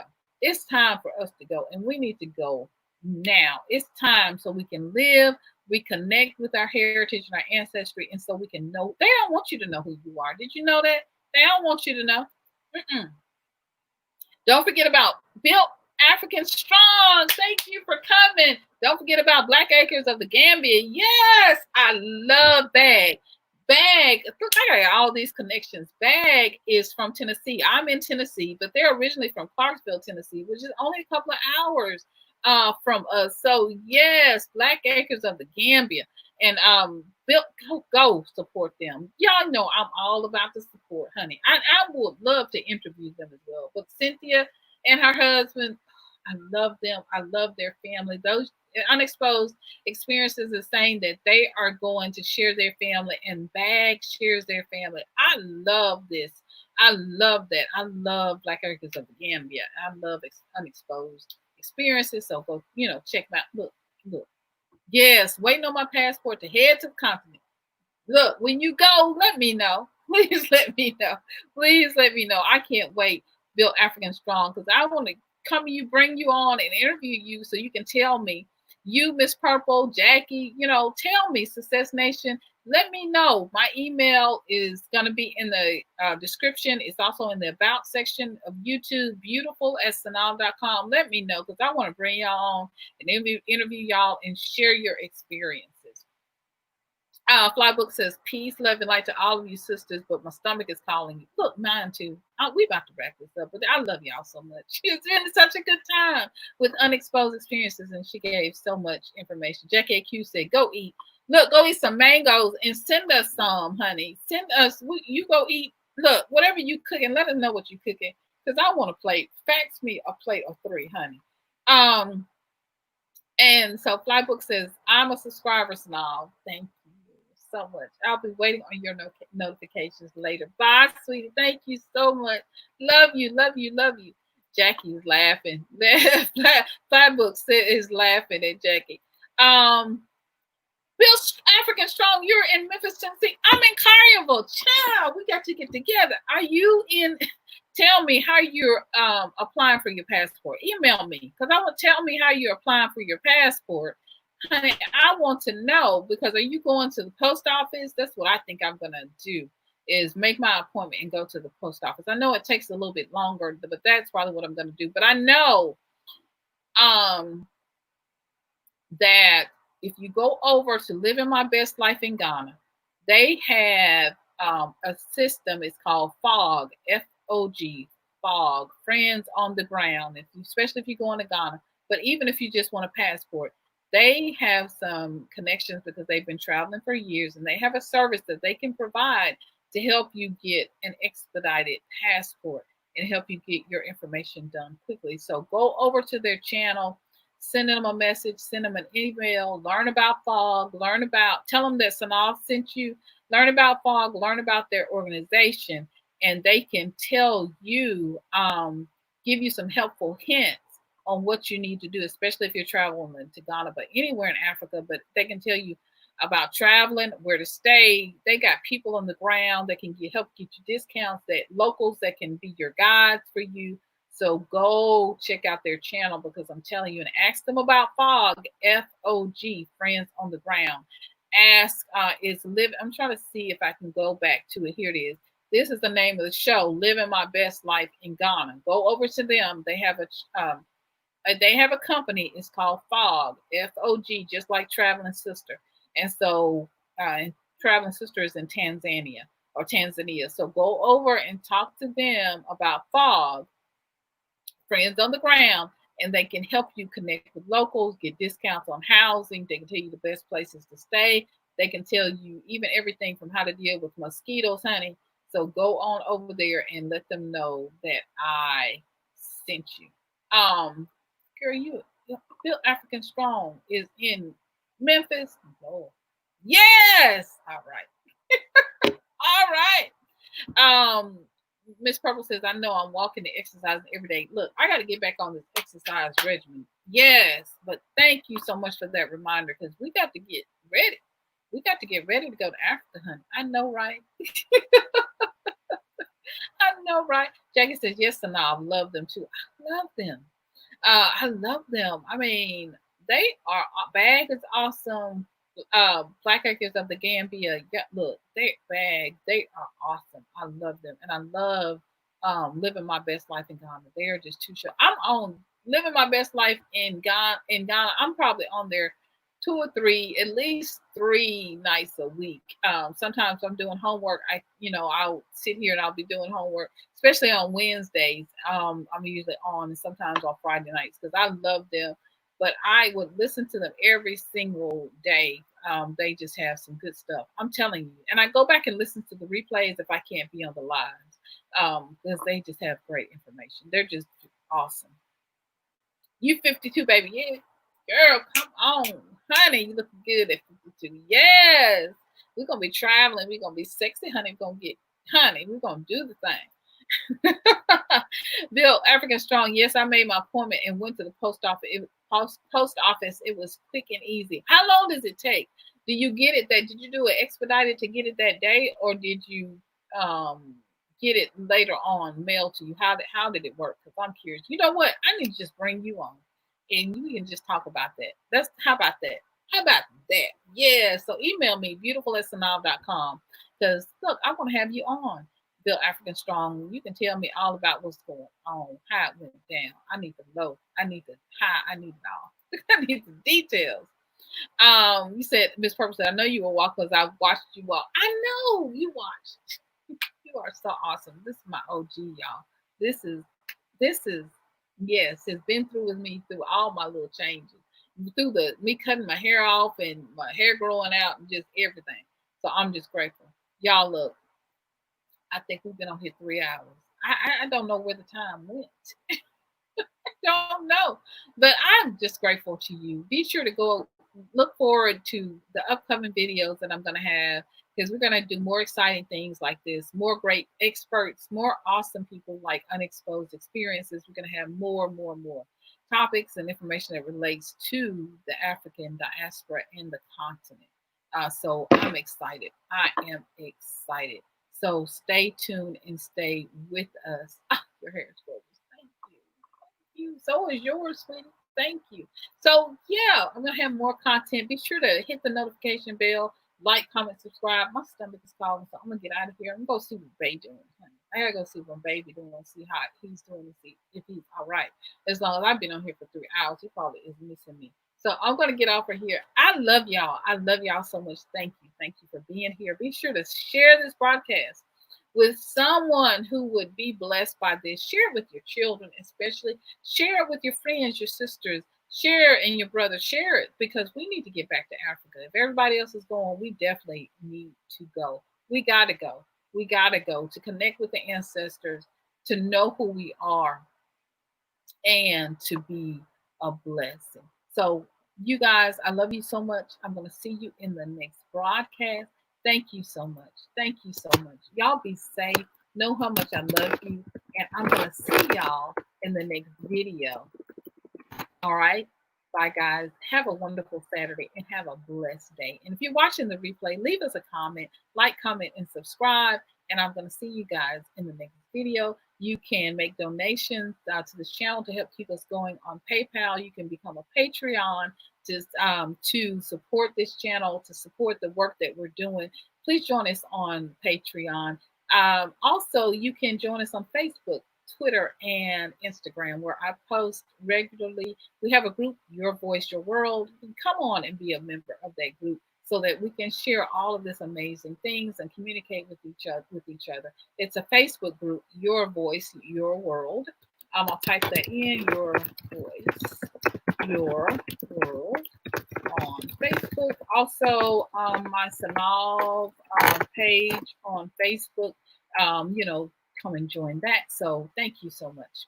Thank you. Have a beautiful day. Have a wonderful, amazing day. Know how much I love you. You guys be safe, and I will see you in the next video. Bye-bye, guys. Love you.